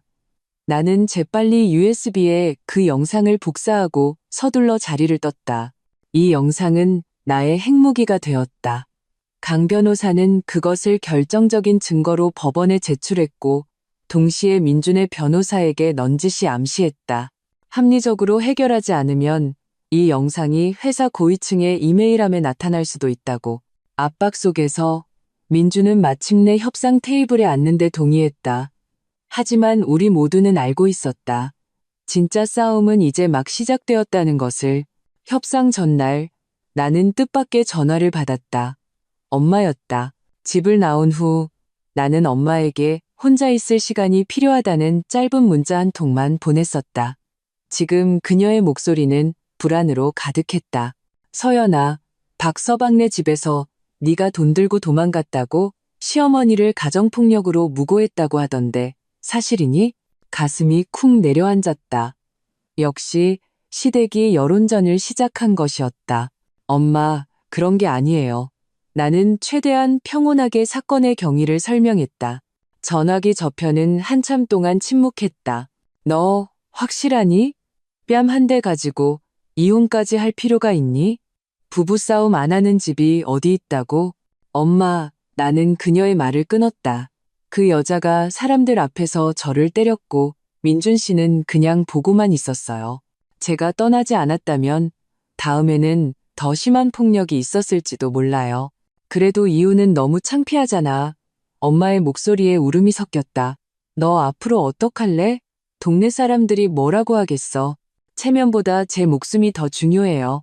나는 단호하게 말했다. 엄마, 만약 저를 지지해 주실 수 없다면 적어도 반대는 하지 말아주세요. 전화를 끊고 나는 깨달았다. 내가 마주한 것은 시댁과의 싸움뿐만이 아니라 이혼 여성에 대한 사회 전체의 편견이었다. 하지만 이상하게도 이 압박은 나를 더욱 단단하게 만들었다. 가장 가까운 사람조차 이해해주지 못한다면 나는 더욱 나 자신을 위해 싸워야 했다. 협상 당일 나는 가장 격식 있는 정장을 입고 옅은 화장을 했다. 강 변호사는 일부러 서울에서 나라와 나와 동행해 주었다. 기억해요. 회의실에 들어가기 전 그녀가 당부했다. 그들의 감정에 휘둘리지 마세요. 우리는 오늘 오직 조건만 이야기할 겁니다. 회의실에는 민준과 시어머니가 이미 우리를 기다리고 있었다. 한 달 만에 본 민준은 많이 초췌해 보였고 눈 밑에는 검은 다크서클이 뚜렷했다. 시어머니는 여전히 그 상징적인 보랏빛 투피스를 입고 있었지만 표정은 암울했다. 서연아, 민준이 상처받은 척 연기했다. 우리 정말 이렇게까지 해야겠어? 박민준 씨, 강 변호사가 그의 말을 바로 끊었다. 우리는 오늘 이혼 조건을 논의하러 왔습니다. 변호사님께서 바로 본론으로 들어가 주시죠. 민준의 변호사는 중년 남성이었고 승리를 자신하는 듯한 태도였다. 저희 조건은 간단합니다. 김서연 씨가 공동예금 5천만 원을 반환하고 다른 재산 요구를 포기하면 박민준 씨는 이혼에 동의할 것입니다. 나는 거의 웃음이 터질 뻔했다. 그들은 내가 굴복할 것이라고 생각했다. 강 변호사는 당황하지 않고 노트북을 열어 그 CCTV 영상을 재생했다. 화면 속에서 시어머니의 손바닥이 내 뺨에 날아와 꽂히고 내가 비틀거리며 쓰러졌다. 시어머니의 얼굴이 순간 창백해졌다. 이건 조작이야. 그녀가 소리쳤다. 법원 감정 결과 완벽하게 사실로 확인되었습니다. 강 변호사는 렁징하게 말했다. 가정폭력처벌법에 따르면 이것은 명백한 폭행입니다. 게다가 박민준 씨의 장기적인 정신적 학대까지 고려하면 제 의뢰인은 손해배상을 청구할 권리가 있습니다. 정신적 학대라고? 민준이 냉소했다. 무슨 증거가 있는데? 강 변호사는 침착하게 서류철 하나를 꺼냈다. 지난 2년간 김서연 씨가 녹음한 42개의 음성 파일입니다. 시어머님의 욕설과 모욕적인 발언, 그리고 박민준 씨가 여러 차례 이혼을 위협하며 빈털터리로 만들겠다고 한 녹음이 포함되어 있습니다. 나는 놀라서 강 변호사를 쳐다보았다. 내가 시어머니가 화낼 때 녹음한 적은 있지만 체계적으로 정리한 적은 없었다. 강 변호사가 사람을 시켜 내 휴대폰에서 모든 관련 파일을 복구한 것이 틀림없었다. 민준의 변호사는 자료를 보고 얼굴이 점점 굳어졌다. 그는 민준과 낮은 목소리로 몇 마디 나눈 뒤 헛기침을 했다. 아무래도 조건을 다시 고려해봐야 할 것 같습니다. 3시간의 협상 끝에 우리는 잠정적인 합의에 도달했다. 예금 5천만 원 중 3천만 원은 내게, 2천만 원은 민준에게 돌아갔다. 혼인 후 재산, 주로 민준 명의의 오피스텔은 법적 원칙에 따라 분할하기로 했다. 이혼 절차는 3개월 내에 마무리하기로 했다. 회의실을 나올 때 민준이 내 팔을 잡고 낮은 목소리로 말했다. 너 변했어. 예전에 너는 이렇게 모질지 않았는데. 나는 그의 손을 뿌리쳤다. 예전에 김서연은 당신 어머니의 그 뺨 한 대에 맞아 죽었어. 건물을 나오자 제주의 햇살이 눈부시게 쏟아졌다. 강 변호사가 웃으며 내 어깨를 두드렸다. 잘했어요. 이건 첫걸음일 뿐이지만 아주 좋은 시작이에요. 그렇다. 이건 첫걸음일 뿐이었다. 이혼 소송, 재산 분할, 새로운 삶의 구축. 아직 갈 길이 멀었다. 하지만 지금 햇살 아래 서서 나는 처음으로 숨쉬는 것이 이렇게 상쾌하게 느껴졌다. 나는 마침내 박씨 집안의 며느리가 아닌 다시 김서연으로, 오직 나 자신의 김서연으로 돌아왔다. 이혼 합의서에 서명한 지 일주일 후 나는 첫 번째 면접 통보를 받았다. 신생 광고회사에서 AE, 어카운트 엑세큐티브를 모집한다는 공고였다. 나는 이틀 동안 준비하며 5년간의 경력 중 가장 빛나는 프로젝트들을 다시 정리했다. 면접 당일 나는 깔끔한 흰색 셔츠와 검은색 슬랙스를 입었다. 더 이상 시어머니가 좋아하던 얌전한 스타일이 아닌 세련된 오피스룩이었다. 거울 속 여자는 눈빛이 단호했고 턱을 살짝 치켜들고 있었다. 한 달 전에 그 위축된 며느리와는 판이하게 달랐다. 김서연 씨, 이력서를 보니 거의 1년의 공백기가 있네요. 면접관은 40대 남성이었고 눈빛이 날카로웠다. 설명해 주실 수 있나요? 나는 심호흡을 했다. 강 변호사와 지은이는 모두 이혼과 가정폭력 사실을 숨기라고 조언했다. 직장에서 여성 피해자를 차별하는 것이 일반적이라면서 하지만 나는 더 이상 숨고 싶지 않았다. 그 기간 동안 저는 불행했던 결혼 생활을 정리하고 있었습니다. 나는 평온하게 말했다. 저는 가정폭력을 겪었고 현재 이혼 소송 중에 있습니다. 회의실이 갑자기 조용해졌다. 3명의 면접관이 서로 눈빛을 교환했다. 나는 긴장으로 손에 땀이 났지만 억지로 시선을 마주했다. 그런 일을 겪으셨다니 유감입니다. 여성 면접관이 마침내 입을 열었다. 정말 힘드셨겠어요. 네. 나는 동정을 받을 줄은 몰랐다. 하지만 그 경험은 저를 더 강하게 만들었습니다. 직장에서의 도전은 그에 비하면 훨씬 쉽게 대처할 수 있다고 믿습니다. 뜻밖에도 나의 솔직함은 그들의 존중을 얻은 것 같았다. 면접이 끝난 후 인사팀 직원은 심지어 개인적으로 내게 여성이 전화 연락처를 주며 회사의 여직원을 지원하는 특별 프로그램이 있다고 말했다. 이틀 후 나는 합격 통지를 받았다. 직책은 신입 A이었고 급여는 높지 않았지만 제주에서 생활하기에는 충분했다. 무엇보다 이것은 내 삶을 재건하는 첫걸음이었다. 입사 서류를 준비하던 중 강 변호사에게서 긴급 전화가 왔다. 서연 씨, 박민준의 어머니가 친척들 사이에서 헛소문을 퍼뜨리고 있어요. 당신이 동료와 바람나서 집을 나갔고 시댁돈을 들고 튀었다고요. 뭐라고요? 나는 화가 나 온몸이 떨렸다. 어떻게 그렇게 흑백을 전도할 수 있죠? 더 심각한 건 강 변호사의 목소리가 심각했다. 그 여자가 언론에 접촉했을 가능성이 있어요. 기자라고 자칭하는 사람이 제 사무실에 전화해서 돈 들고 도망간 며느리 사건에 대해 묻더군요. 언론. 눈앞이 캄캄해졌다. 만약 이게 공개적으로 보도된다면 새로운 직장에 영향을 미칠 뿐만 아니라 사회적으로 매장당할 수도 있었다. 어떻게 해야 하죠? 선수를 쳐야 합니다. 강 변호사는 단호하게 말했다. 그들이 일을 키우고 싶어하니 우리는 더 큰 목소리로 진실을 말해야 합니다. 인터뷰에 응할 의향이 있나요? 가정폭력 생존자의 신분으로요. 나는 침묵했다. 그것은 가장 고통스러운 경험을 대중에게 공개하고 낯선 사람들의 평가를 받아야 한다는 것을 의미했다. 하지만 돌이켜 생각해보니 침묵이야말로 가해자가 가장 바라는 것이 아니던가. 네, 할게요. 나는 결국 말했다. 하지만 제 주장을 뒷받침할 충분한 증거가 있다는 것을 확실히 해야 해요. 강 변호사는 곧 권위 있는 여성 전문 매체와의 인터뷰를 주선했다. 이지영 기자는 30대 여성이었고 말투는 부드러웠지만 질문은 날카로웠다. 서연 씨, 겪으셨던 가정폭력 상황에 대해 설명해 주실 수 있나요? 나는 뺨에 멍든 사진 다행히 파출소에서 찍어두었다. CCTV 영상 일부, 그리고 시어머니가 욕설하는 녹음 파일을 보여주었다. 이 기자의 표정은 점점 더 충격으로 변했다. 증거가 너무 명백하네요. 그녀는 고개를 저었다. 그런데 왜 5년이나 참고 계셨나요? 이 질문이 나를 찔렀다. 처음에는 언어폭력뿐이었어요. 그냥 참고 넘기면 괜찮을 거라고 스스로를 위로했죠. 그리고 사회적으로 깨진 항아리보다 낫다는 말이 있잖아요.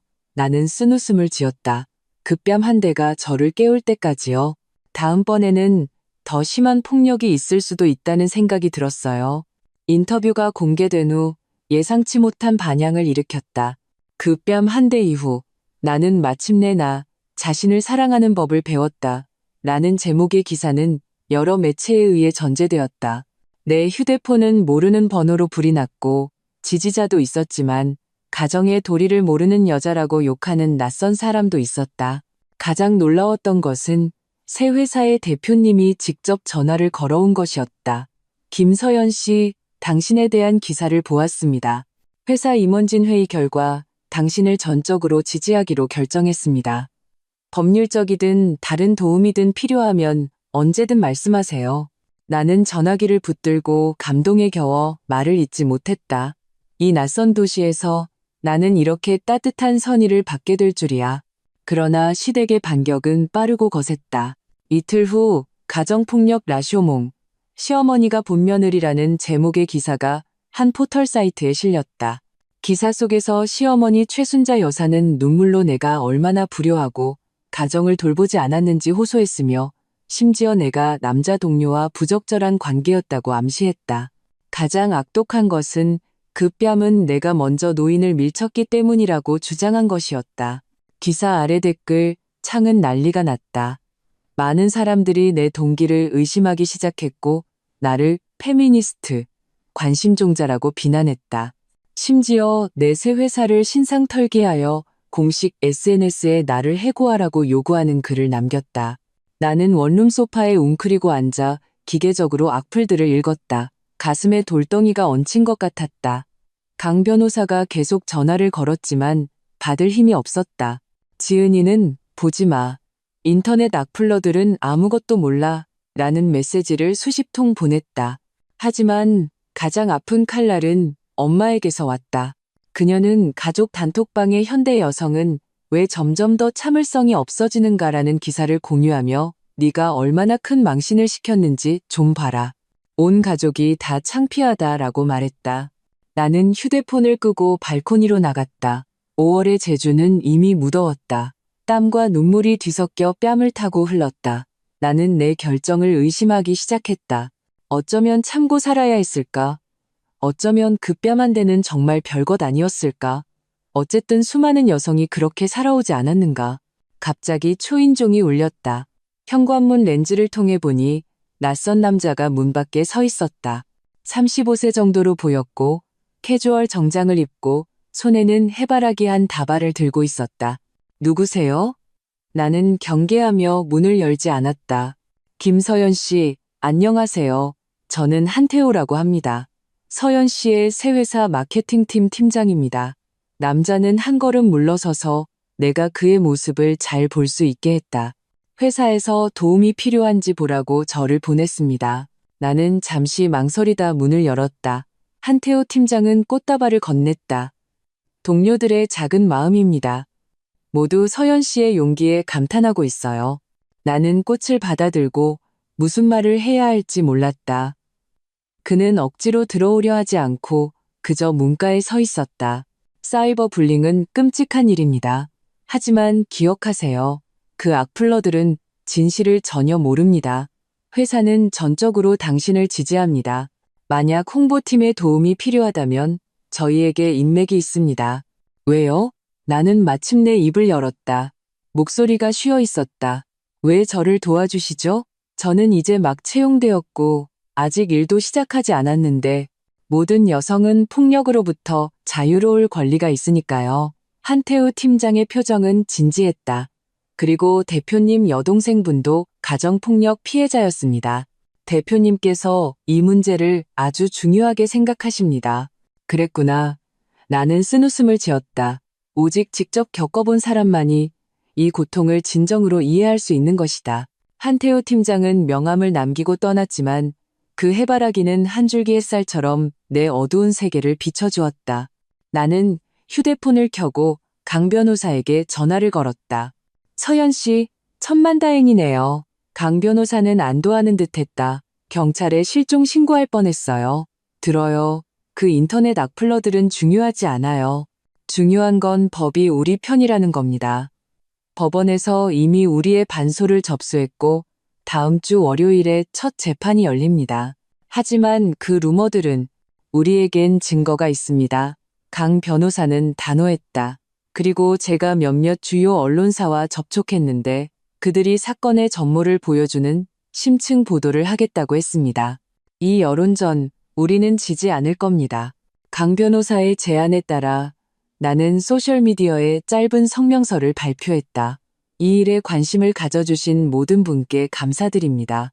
최근 인터넷상의 여러 의견에 대해 저는 진실은 햇빛을 두려워하지 않는다고만 말씀드리고 싶습니다. 모든 증거는 법원에 제출되었으며 법이 공정한 판결을 내려줄 것이라 믿습니다. 그동안 모든 당사자, 특히 제 가족과 동료들의 사생활을 존중해 주시기 바랍니다. 김서연. 성명서가 발표된 후 뜻밖에도 많은 공유와 지지를 받았다. 많은 낯선 여성들이 자신의 가정폭력 경험을 공유하며 나에 대한 지지를 표명했다. 반가정폭력연대라는 공익단체는 심지어 자발적으로 연락해 그들의 캠페인에 참여해달라고 요청했다. 한편 박민준 측은 혼란에 빠진 듯했다. 강 변호사는 그의 회사 고위층이 이 논란을 주시하고 있으며 사적인 일을 원만히 처리하라고 완곡하게 권고했다고 전했다. 미투 시대에 가정폭력과 관련된 추문은 기업 이미지에 영향을 미칠 수 있기 때문이다. 재판 3일 전 나는 뜻밖의 전화를 받았다. 민준의 사촌 동생 박지혜였다. 그녀는 항상 내게 비교적 친절했고 가끔 개인적으로 나를 위로해주곤 했다. 서연 언니, 그녀의 목소리는 아주 낮았다. 큰어머님이 지금 모든 친척을 동원해서 법정에 방청하러 오라고 하고 있어요. 판사에게 누가 피해자인지 보여줘야 한다면서요. 그리고 좀 사실이 아닌 자료들도 준비하셨어요. 내 심장이 쿵 내려앉았다. 무슨 자료? 언니가 정신적으로 문제가 있다고, 결혼 생활 중에 무책임했다고, 심지어 언니가 스스로 별일 아닌 일에 예민하게 굴었다고 인정했다는 가짜 대화 기록까지 만드셨어요. 지혜는 잠시 망설였다. 저는 이게 불공평하다고 생각해요. 그래서 제가 큰어머니 USB에 있는 자료들을 몰래 복사했어요. 나는 내 귀를 의심했다. 너 왜 날 도와주는 거야? 저희 엄마도 가정폭력 피해자였거든요. 지혜가 조용히 말했다. 엄마는 평생 참고 사셨어요. 작년에 위암으로 돌아가셨는데 임종 직전에 가장 후회되는 일이 떠날 용기가 없었던 것이라고 하셨어요. 전화를 끊은 후 지혜는 암호화된 방식으로 그 소위 증거라는 것들을 보내왔다. 강 변호사는 그것을 보고 분노하면서도 흥분했다. 이 위조된 자료들이야말로 그들이 위증을 했다는 증거가 됩니다. 판사님들은 이런 행위를 가장 혐오하시죠. 재판 전날 밤 나는 잠을 이루지 못했다. 내일은 힘든 싸움이 될 것이다. 나의 재산 분할을 결정할 뿐만 아니라 존엄을 건 싸움이었다. 나는 발코니에 서서 제주의 야경을 보았다. 이 도시는 나의 가장 취약한 순간을 목격했고 나의 재탄생도 목격할 것이다. 휴대폰이 진동했다. 한태우 팀장의 메시지였다. 내일 힘내요. 회사 전체가 응원하고 있습니다. 간단한 한 문장이었지만 눈시울이 뜨거워졌다. 그렇다. 나는 더 이상 혼자가 아니었다. 강지연 같은 변호사가 있었고 이지은 같은 친구가 있었고 회사 동료들의 이해가 있었으며 수많은 낯선 여성들의 지지가 있었다. 그 뺨 한 대가 나의 결혼을 박살냈지만 잠자고 있던 나의 용기를 깨웠다. 내일 법정에서 보자. 법원 앞은 기자들과 구경꾼들로 붐볐다. 나는 강 변호사가 추천한 옅은 회색 정장을 입었다. 너무 화려하지도 너무 어둡지도 않게 전문적이고 신뢰감 있어 보이도록. 한태우 팀장과 인사팀장이 특별히 휴가를 내고 나와 동행하며 양옆에서 보호벽처럼 서주었다. 김서연 씨, 오늘 재판에 자신 있으십니까? 한 여기자가 마이크를 내밀었다. 법이 공정한 판결을 내려줄 것이라 믿습니다.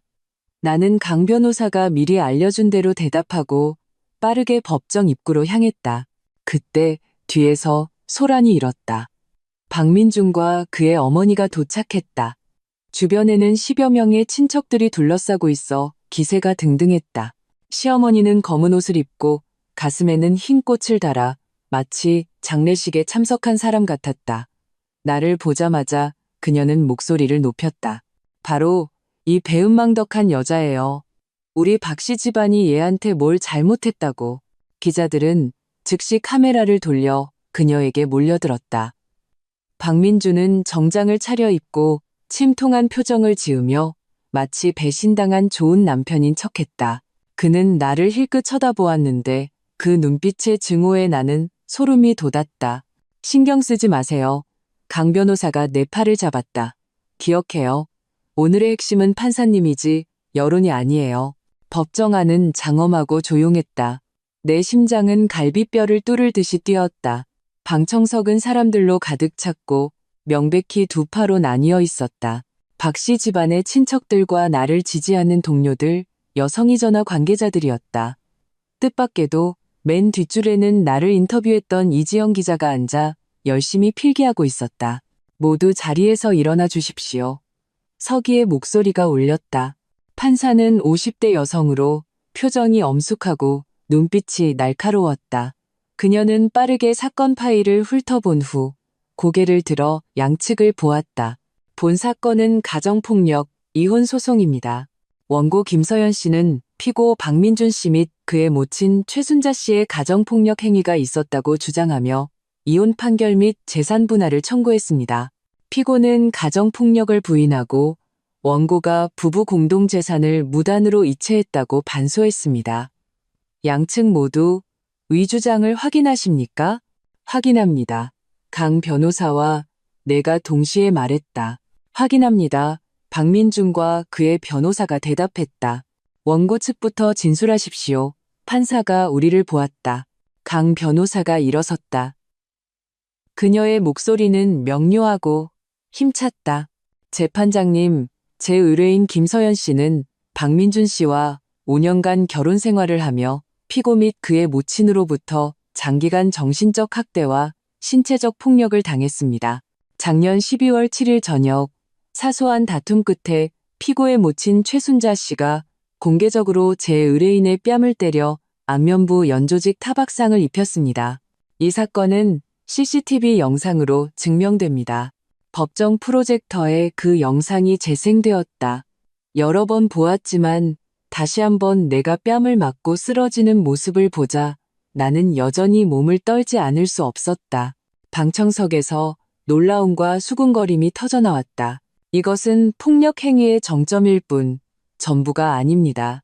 강 변호사가 말을 이었다. 지난 2년간 제 의뢰인은 피고 모친의 장기적인 언어폭력과 정신적 학대를 기록한 42개의 음성 파일을 비밀리에 녹음했습니다.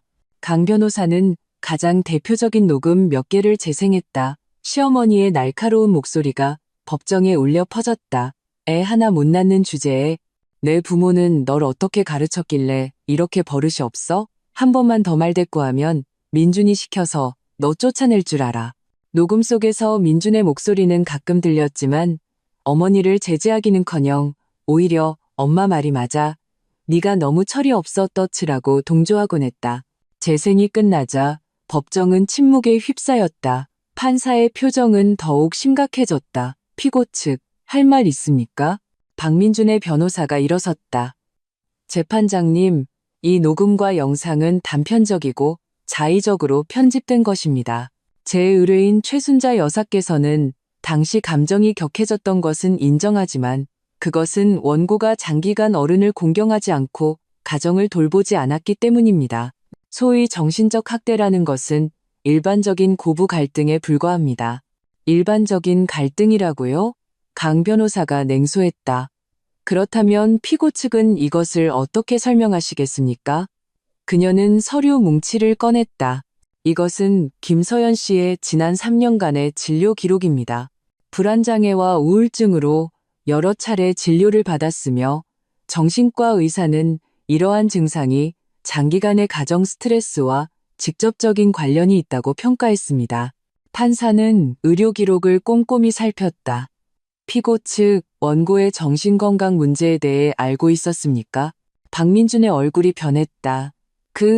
걔가 저한테 말한 적 없어요. 제가 말할 때마다 당신은 제가 유난 떤다고 예민하다고 했잖아요. 나는 참지 못하고 일어서서 떨리는 목소리로 말했다. 세상 여자들 다 그렇게 산다는데 왜 너만 못 견디냐고 했잖아요. 정숙 판사가 의사봉을 두드렸다. 원고는 변호인을 통해 발언하십시오. 강 변호사는 나를 안심시키듯 손을 두드리며 말을 이었다. 재판장님, 저희에게는 더 많은 증거가 있습니다.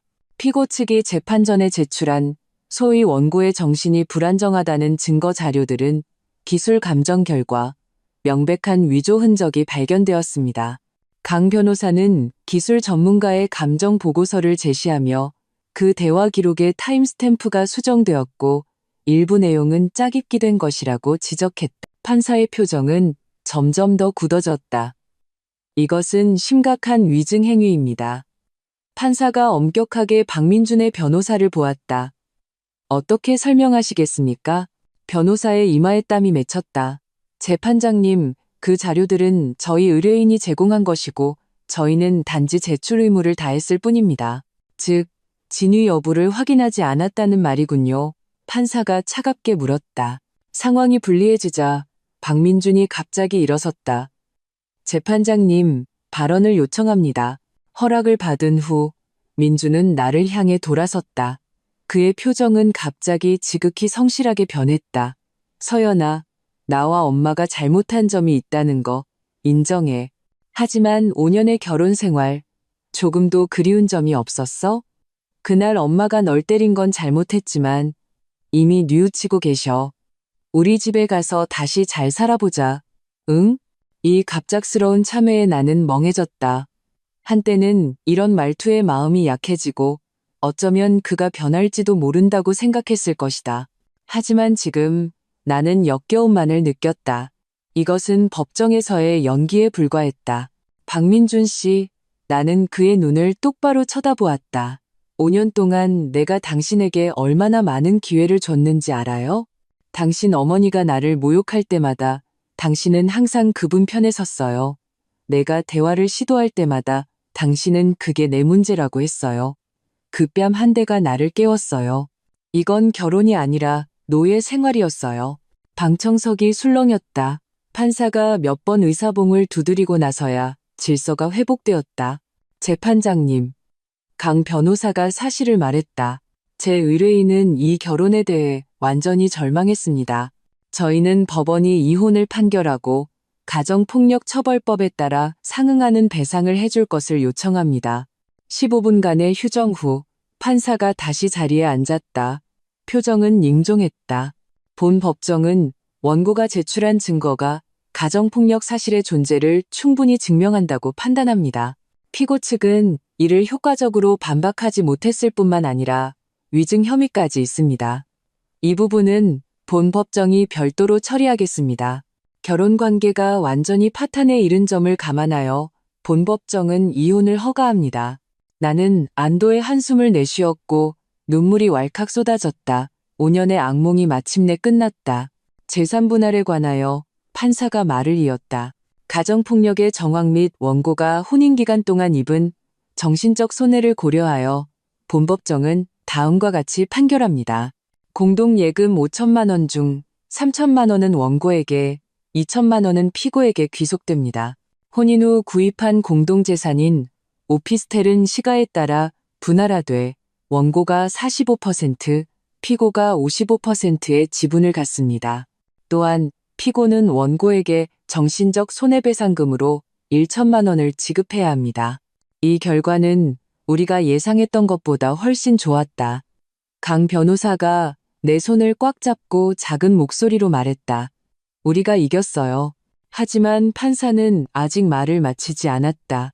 피고 모친 최순자 씨의 가정폭력 행위에 관하여 본법정은 별도로 접근금지 명령을 발부하여 6개월간 원고에게 접근하거나 괴롭히는 것을 금지합니다. 이를 위반할 시 법에 따라 처리될 것입니다. 선고가 끝나자 법정은 다시 소란스러워졌다. 박민준은 얼굴이 잿빛이 되어 갑자기 나를 가리키며 소리쳤다. 김서연, 이 배은망덕한 여자야. 우리 집안 아니었으면 네가 뭔데? 더 끔찍한 것은 시어머니 최순자였다. 그녀는 친척들의 재질을 뿌리치고 내 앞으로 달려왔다. 이 천박한 년, 넌 천벌 받을 거야. 내 아들이 팔자에도 없는 너 같은 걸 만나서. 법원 경위들이 재빨리 그녀를 막았지만 그녀의 비명은 법정 전체에 울려 퍼졌다. 이혼하면 끝일 것 같아? 내가 너 제주에서 발도 못 붙이게 할 거야. 직장도 못 구하게 하고 너를. 정숙, 판사가 큰 소리로 외쳤다. 최순자 씨, 지금 당신의 행동은 법정 질서 문란 및 협박에 해당합니다. 본 법정이 당신에게 즉시 강제 조치를 취해야겠습니까? 경위들의 위압에 시어머니는 마침내 입을 다물었지만 그 두 눈의 증오는 내 등골을 오싹하게 했다. 기자들은 이 장면을 미친 듯이 촬영했다. 내일 각 언론사의 헤드라인이 정해졌다.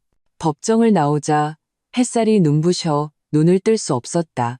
강 변호사는 기자들을 상대하느라 바빴고 한태우 팀장은 나를 보호하며 빠르게 자리를 떴다. 그때 나는 익숙한 모습을 보았다. 엄마가 법원 입구 계단에 서서 복잡한 표정으로 나를 보고 있었다. 엄마, 나는 놀라서 걸음을 멈췄다. 어떻게 오셨어요? 박서방네 집에서 연락했어. 엄마의 목소리가 조금 떨렸다.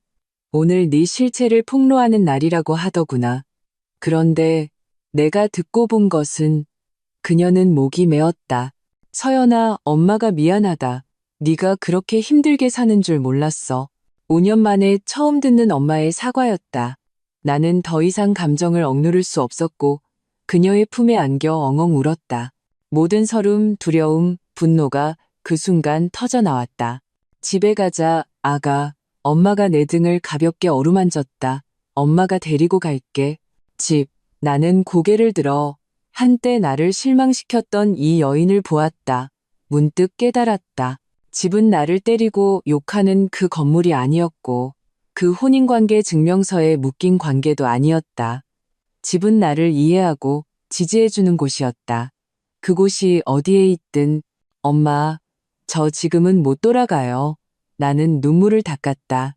저 제주에서 새 직장도 구했고 새로운 삶을 시작했어요. 하지만 자주 보러 갈게요.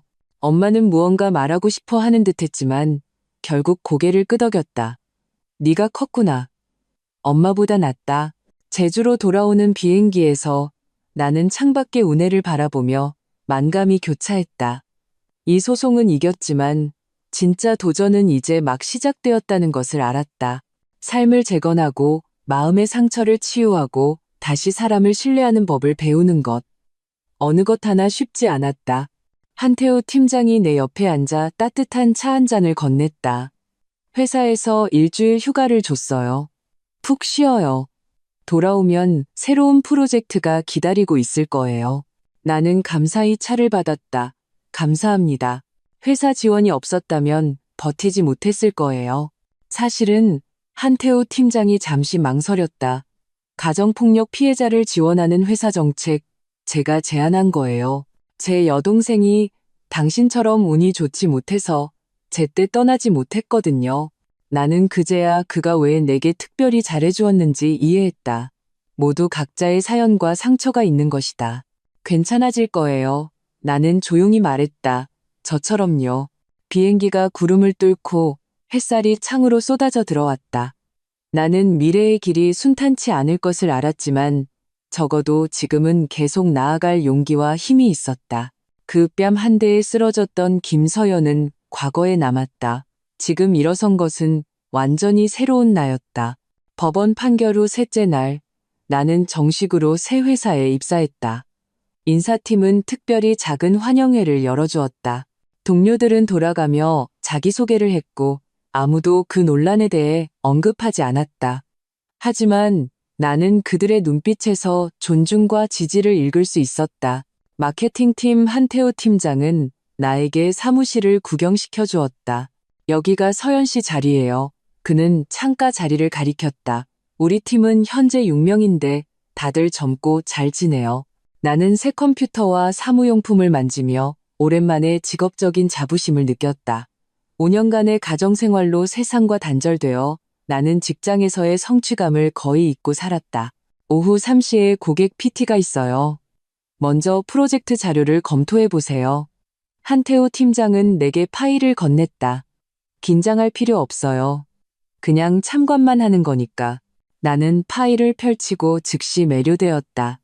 이것은 여성 건강 브랜드의 홍보 프로젝트였고 그 콘셉트는 바로 자신의 주인이 되자였다. 지금의 내 상태와 얼마나 잘 어울리는가. 일은 내 삶에 다시 리듬과 의미를 부여했다. 낮에는 프로젝트에 몰두하고 저녁에는 가끔 동료들과 어울렸으며 주말에는 해변을 산책하거나 강 변호사가 추천한 심리 상담 그룹에 참여했다. 뺨의 멍은 오래전에 사라졌지만 마음의 상처는 더 오랜 시간이 필요했다. 판결이 확정된 지 한 달 후 나는 박민준에게서 첫 번째 분할금, 예금 2천만 원과 위자료 1천만 원을 받았다. 오피스텔 분할은 더 복잡했다. 강 변호사가 감정평가사와 중개사를 찾아주었고 결국 매각 후 분할하기로 결정했다. 민준 측도 이 방안에 동의했다. 그는 지금 이 일을 최대한 빨리 끝내고 싶어 할 거예요. 강 변호사가 전화로 말했다. 회사 고위층의 인식이 나빠져서 프로젝트도 다른 사람에게 넘어갔다고 하더군요. 나는 통쾌해야 마땅했지만 이상하게도 옅은 연민만이 느껴졌다. 박민주는 영원히 그의 어머니의 꼭두각시일 것이고 나는 적어도 자유를 얻었다. 그러나 평온한 날들은 오래가지 않았다. 어느 금요일 오후 회사 안내데스크에서 긴급 전화가 왔다. 김 대리님, 아래층의 최 여사님이라는 분이 찾아오셨는데 감정이 격하셔서 경비원들이 막고 있습니다. 심장이 쿵 내려앉았다. 나는 즉시 누구인지 알았다. 사무실 창문을 통해 보니 아래층에 작은 무리가 모여 있었다. 시어머니 최순자 여사가 그 보랏빛 투피스를 입고 회사 입구에서 소리치고 있었다. 김서연, 너 나와. 여러분, 이 파렴치한 여자가 제 아들 꼬셔서 결혼하고 우리 집 돈 뜯어내고 도망쳤어요. 손에 땀이 솟고 호흡이 가빠졌다. 이 장면은 너무나 익숙했다. 억지를 부리고 사람들 앞에서 망신을 주고 여론을 이용해 압박하는 것. 이것은 그녀가 늘 쓰던 수법이었다. 경찰에 신고할까요? 어느새 한태호 팀장이 내 뒤에 서 있었다. 표정은 심각했다. 아니요, 제가 먼저 내려가 볼게요. 나는 심호흡을 했다. 이건 제 개인적인 일이에요. 회사에 영향을 줄 순 없어요. 바보 같은 소리 마세요. 한태호 팀장이 내 어깨를 잡았다. 당신은 이제 우리 회사 직원이에요. 우리는 직원이 직장에서 괴롭힘 당하는 걸 좌시하지 않을 겁니다. 이미 경비팀과 인사팀에 알렸어요. 10분 후 경찰이 현장에 도착했다. 시어머니는 경찰차를 보고 기세가 한풀 꺾였지만 입으로는 여전히 더러운 욕을 퍼붓고 있었다. 경찰은 신원을 확인한 후 그녀가 접근 금지 명령을 위반했으므로 즉시 떠나야 한다고 엄중히 경고했다. 왜요? 이건 우리 집안일이에요. 시어머니는 발버둥치며 가지 않으려 했다. 쟤는 내 며느리예요. 내가 욕하고 싶으면 욕하는 거지. 최 여사님, 경찰이 차갑게 말했다. 법원 판결에 따라 당신은 6개월간 김서연 씨에게 접근할 수 없습니다. 지금 당신은 접근했을 뿐만 아니라 공개적으로 모욕까지 했습니다. 이미 법을 위반한 것입니다. 저희와 함께 가셔야겠습니다. 시어머니가 경찰차에 태워지는 것을 보며 나는 통쾌함도 연민도 느끼지 못했다. 오직 기묘한 해방감만이 있었다. 이번에는 법이 내 편이었다. 이번에는 나는 더 이상 혼자가 아니었다. 이 일은 곧 회사에 퍼졌다. 뜻밖에도 동료들은 이상한 눈으로 나를 보지 않았고 오히려 지지를 표명했다. 대표님은 심지어 직접 이메일을 보내 회사의 괴롭힘 방지 정책을 재확인하고 전 직원 대상 반바 가정폭력 교육을 실시하라고 지시했다. 알아요? 점심시간에 동료의 대리가 조용히 말했다. 한 팀장님, 이 일 때문에 엄청 화내셨대요. 건물 전체 보안을 강화하라고 요구하셨다던데. 그렇게 화내시는 거 처음 봤어요. 나는 조금 놀랐다. 한태우 팀장은 평소에 항상 온화해서 그가 크게 화내는 모습을 상상하기 어려웠다. 오후 회의 때 나는 그를 유심히 관찰했다. 그의 눈 밑에는 뚜렷한 다크서클이 있었고 며칠 잠을 설친 듯했다. 괜찮으세요? 회의가 끝나고 나는 참지 못하고 물었다. 많이 피곤해 보이세요. 그는 관자놀이를 문질렀다. 괜찮아요. 그냥 전 시어머니께서 그렇게 소란 피우는 걸 보니 제 여동생 일이 생각나서요. 그 애도 시댁에 시달리다가 거의 정신적으로 무너질 뻔했거든요. 그랬구나. 나는 문득 이 겉으로는 냉정하지만 속은 뜨거운 남자에 대해 더 알고 싶다는 충동을 느꼈다. 무엇이 그를 가정폭력 사건에 그토록 민감하게 만들었는지, 하지만 직업윤리가 나를 동료라는 선에 머물게 했다. 시어머니가 회사에서 소란을 피운 결과는 그녀가 상상했던 것보다 훨씬 심각했다. 접근금지 명령 위반으로 그녀는 행정구류 5일과 벌금 100만 원에 처해졌다. 더 나쁜 것은 이 일이 언론에 보도된 후 시댁은 고향에서 평판이 땅에 떨어졌다는 것이다. 꼴 좋다. 지은이가 전화로 통쾌했다. 듣자 하니 박민준 지금 선도 잘 안 들어온대. 어떤 집딸이 그런 시댁에 시집가고 싶겠어? 나는 생각만큼 통쾌하지 않았다. 증오는 너무 무거운 짐이었다. 나는 이미 5년을 짊어졌다. 더 이상 계속하고 싶지 않았다. 시간이 흐르면서 내 일은 점점 더 손에 익었다. 그 여성 건강 브랜드 프로젝트는 예상외의 성공을 거두었다. 고객은 특별히 내 아이디어를 칭찬하는 이메일을 보냈고, 대표님은 회의에서 우리 팀을 지명하여 칭찬하며 연말에 나를 승진시킬 수도 있다고 암시했다. 한편 강 변호사는 모든 이혼 후속 절차를 처리해 주었다. 오피스텔은 순조롭게 매각되었고 나는 약속된 45%의 매매 대금을 받았다. 시어머니 최순자 여사는 구치소에서 다시는 나를 괴롭히지 않겠다는 각서를 썼다. 박민주는 마침내 현실을 받아들인 듯 모든 직접적이거나 간접적인 연락을 중단했다. 축하해요. 공식적으로 자유를 되찾으셨네요.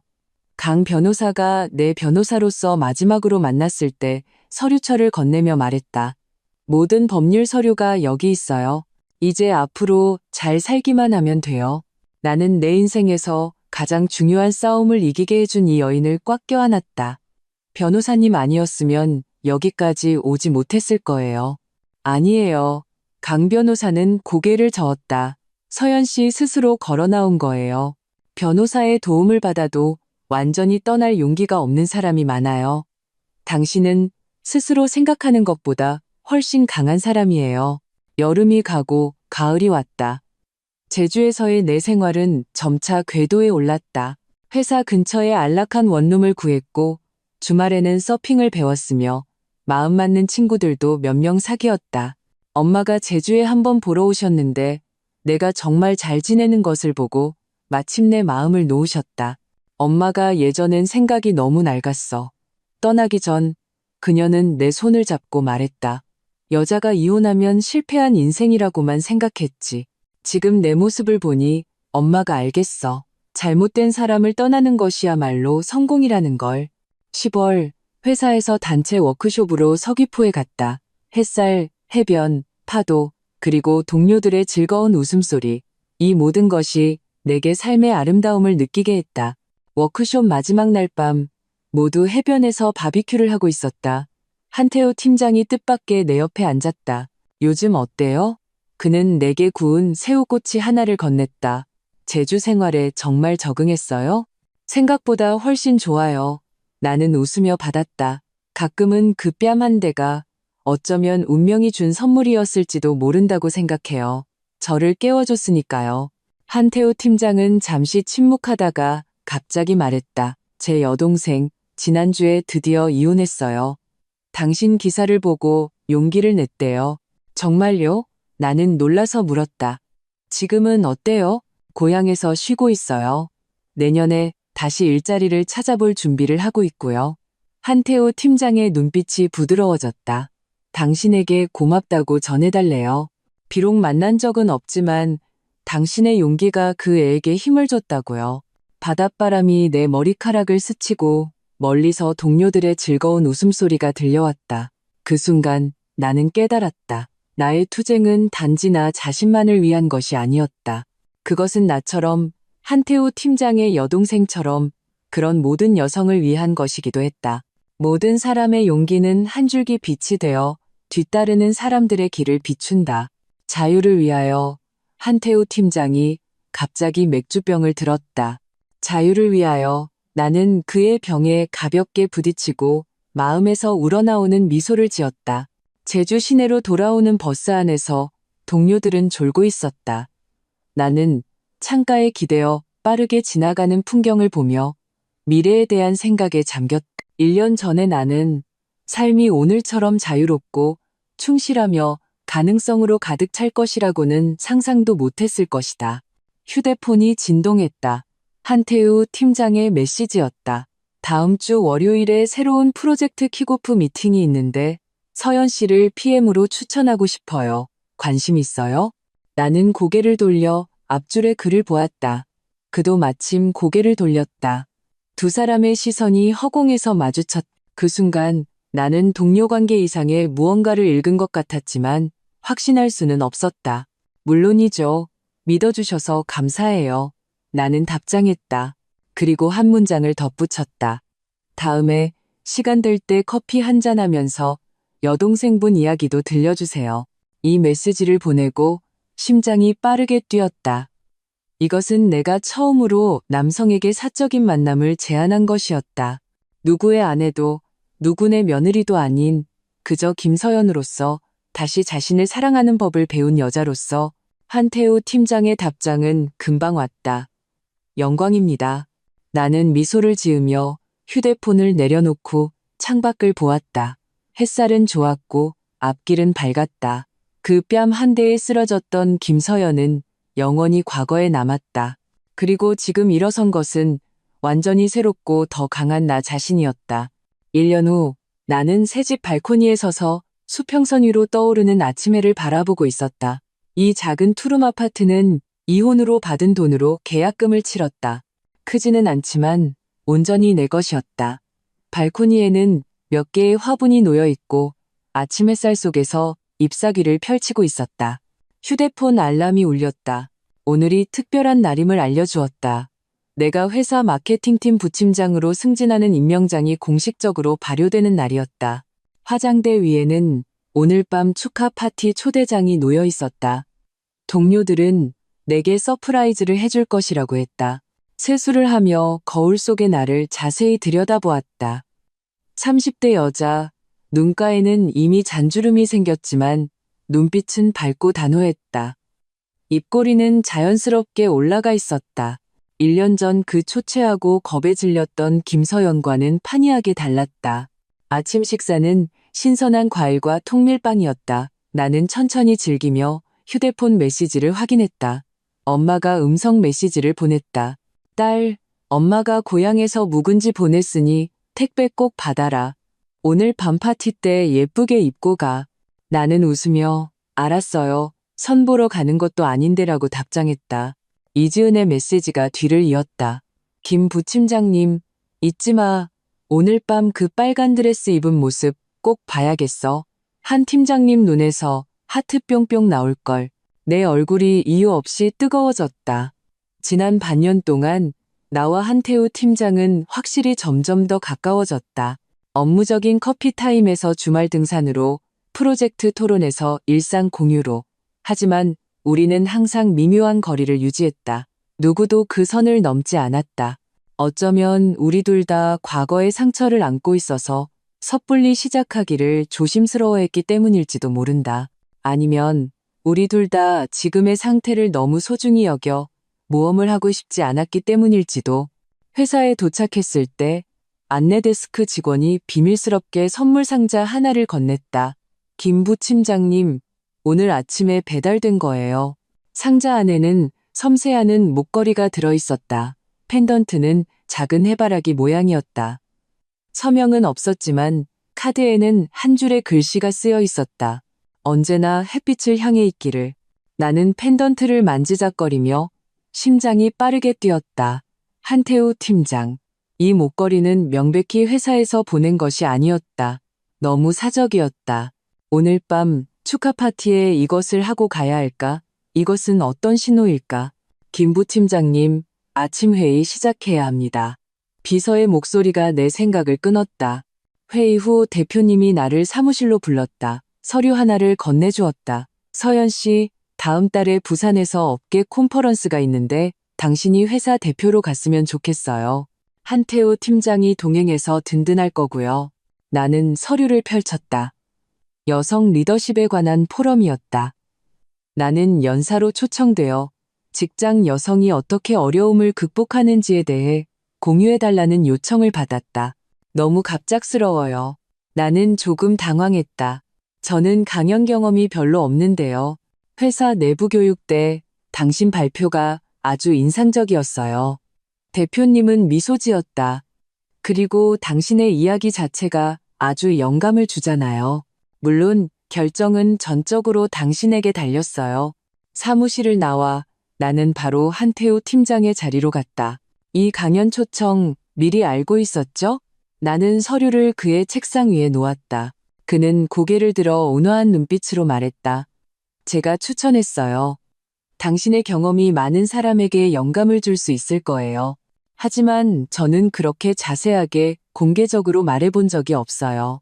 그럼 처음으로 해보는 거죠. 한태우 팀장은 자리에서 일어나 내 어깨를 가볍게 잡았다. 서연 씨, 당신은 스스로 생각하는 것보다 훨씬 더 큰 힘을 가지고 있어요. 1년 전 법정에서의 모습을 기억해요? 그건 제가 본 가장 용감한 연설이었어요. 그의 눈빛은 너무나 집중적이어서 나는 시선을 뗄 수 없었다. 사무실에는 사람들이 오갔지만 우리는 마치 둘만의 공간에 있는 것 같았다. 목걸이 고마워요. 나는 마침내 낮은 목소리로 말했다. 아주 예뻐요. 한태우 팀장은 잠시 멈칫했다가 이내 웃었다. 제가 보낸 건 줄 아셨네요? 네. 그럴 사람이 또 누가 있겠어요. 나도 웃었다. 이 농담이 미묘한 분위기를 깼다. 우리는 동시에 웃었고 주위 공기가 가벼워지는 것 같았다. 오늘 밤 파티에 하고 올 건가요? 한태우 팀장이 물었다. 목소리에 감지하기 어려운 긴장감이 섞여 있었다. 나는 고개를 끄덕였다. 물론이죠. 이렇게 예쁜 목걸이인데. 오후에 나는 2시간 일찍 회사를 나와 머리를 하고 화장을 했다. 지은이가 특별히 휴가를 내고 와서 스타일리스트를 감독하며 수다를 떨었다. 그래서 너랑 한 팀장님이랑 도대체 무슨 사이야? 회사 사람들 다 아는데 너희들만 아닌 척해. 아무 사이 아니야. 나는 거울을 보며 화장을 점검했다. 그냥 좋은 동료지. 웃기시네. 지은이가 눈을 흘겼다. 그가 널 보는 눈빛, 으휴. 다른 사람 볼 때랑 완전 달라. 회사의 어린 여자애들이 얼마나 너 질투하는지 알아? 나는 대답하지 않았지만 마음속에 달콤함이 번졌다. 지난 1년간의 작은 일들이 머릿속에 스쳐 지나갔다. 내가 감기에 걸렸을 때 그가 가져다 준 약과 죽, 야근 후에 그가 고집스럽게 나를 집까지 데려다 준 것, 내가 과거의 상처를 이야기할 때마다 집중해서 들어주던 모습. 축하 파티는 회사 근처 5성급 호텔에서 열렸다. 나는 지은이가 강력 추천한 빨간 드레스를 입고 한태우 팀장이 선물한 목걸이를 하고 연회장에 들어섰을 때 만장의 박수를 받았다. 우리의 스타가 오셨군요. 대표님이 잔을 들었다. 1년 전 서연 씨가 우리 회사에 합류했을 때 많은 사람이 그녀의 배경이 회사에 영향을 미칠까봐 걱정했습니다. 하지만 사실은 그녀의 용기와 재능이야말로 우리에게 필요했던 것입니다. 동료들이 돌아가며 축하해 주었고 분위기는 뜨겁고 화기애애했다. 한태우 팀장은 멀지 않은 곳에 서서 짙은 남색 정장을 입고 시종일관 나를 따라다녔다. 우리의 시선이 마주쳤을 때 그는 잔을 들어 보이며 부드러운 미소를 지었다. 파티가 중반에 접어들었을 때 사회자가 갑자기 특별한 순서가 있다고 발표했다. 대형 스크린이 밝아지며 내가 지난 1년간 참여했던 모든 프로젝트 회고 영상이 재생되었다. 동료들의 축하 메시지, 그리고 고객들의 좋은 평가. 마지막은 내가 처음으로 팀회의를 주재했을 때 긴장했지만 집중하던 옆모습 사진에서 멈췄다. 다음은 한태우 팀장님께서 우리 김부 팀장님을 위해 한 말씀 해주시겠습니다. 사회자가 웃으며 말했다. 한태우 팀장이 작은 무대에 올랐다. 조명 아래 그의 윤곽이 유난히 뚜렷했다. 김서연 씨의 업무 능력에 대해서는 데이터가 이미 모든 것을 말해주고 있다고 생각합니다. 그의 목소리는 침착했다. 하지만 저는 그를 알게 된 지난 1년 동안 실적보다 더 중요한 것을 배웠습니다. 그것은 바로 용기입니다. 장내가 조용해졌다. 한태우 팀장의 시선은 나를 향해 있었다. 용기는 단지 폭력에 맞서 저항하는 것만이 아닙니다. 다시 시작할 용기, 다시 믿을 용기, 상처받은 후에도 여전히 삶의 마음을 열 용기입니다. 서연 씨, 이런 용기를 보여줘서 고맙습니다. 우레와 같은 박수가 터져 나왔다. 내 눈시울이 뜨거워졌다. 이것은 단순히 직장 평가가 아니라 마치 은밀한 연애 편지 같았다. 파티가 끝난 후 한태우 팀장은 자진해서 나를 집까지 바래다 주겠다고 했다. 밤의 제주는 네온불빛으로 반짝였다. 우리는 해변 산책로를 나란히 걸었고 누구도 차를 부를 생각이 없었다. 그 강연 생각해봤어요? 한태호 팀장이 침묵을 깼다. 하기로 결정했어요. 나는 먼 바다를 바라보았다. 제 이야기가 단 한 사람이라도 도울 수 있다면 그만한 가치가 있다고 생각해요. 그렇게 할 줄 알았어요. 한태우 팀장은 웃었다. 사실 제가 이미 계율을 짜놨어요. 우리는 그렇게 일 이야기를 하고 생활 이야기를 나누며 그 명백한 주제를 조심스럽게 피했다. 우리 집 아래에 도착했을 때 한태우 팀장이 갑자기 걸음을 멈췄다. 서연 씨, 그의 목소리는 조금 긴장되어 있었다. 오랫동안 묻고 싶은 질문이 있었어요. 심장이 빠르게 뛰었다. 무슨 질문인데요? 그렇게 많은 일을 겪고 나서도 아직 사랑을 믿나요? 이 직설적인 질문에 나는 당황했다. 나는 그의 눈을 바라보았다. 그 안에 담긴 조심스러운 기대와 깊이 숨겨진 두려움을 보았다. 나와 같은 두려움이었다. 믿어요. 나는 마침내 조용히 대답했다. 하지만 어릴 때처럼 맹목적으로 믿는 건 아니에요. 지금은 좋은 사랑이란 두 명의 온전한 사람이 만나는 것이지 서로의 빈틈을 채워주는 것이 아니라고 믿어요. 한태호 팀장의 눈이 빛났다. 그렇다면 그런 온전한 사람과 함께 저녁 식사를 해줄래요? 동료 회식도 아니고 프로젝트 토론도 아닌 그냥 단순한 데이트요. 바닷바람이 내 머리카락을 스치고 목걸이에 해바라기가 달빛 아래 반짝였다. 그 순간 나는 내 마음을 분명히 깨달았다. 좋아요. 나는 미소 지으며 대답했다. 하지만 조건이 있어요. 무슨 조건인데요? 너무 비싼 식당은 고르지 마세요. 나는 눈을 찡긋했다. 저 지금 주택담보대출 갚아야 하는 사람이거든요. 한태우 팀장이 크게 웃었다. 웃음소리가 바닷바람에 흩어졌다. 그는 가볍게 내 손을 잡았다. 명심하겠습니다. 김 부팀장님. 집에 올라온 후 나는 발코니에 서서 그의 모습이 밤속으로 사라지는 것을 보았다. 휴대폰이 진동했다. 지은이의 메시지였다. 어떻게 됐어? 어떻게 됐어? 진전 있었어? 나는 답장했다. 부산 컨퍼런스 다녀와서 새로운 소식이 있을지도 몰라. 휴대폰을 내려놓고 나는 밤 공기를 깊이 들이마셨다. 1년 전 나는 온몸에 상처를 안고 집이라는 감옥에서 도망쳤다. 1년 후 나는 진정으로 나 자신만의 집과 직업, 그리고 어쩌면 새로운 시작을 갖게 되었다. 인생은 이렇게 기묘하다. 당신이 용감하게 첫걸음을 내디디면 온 세상이 당신을 위해 길을 열어준다.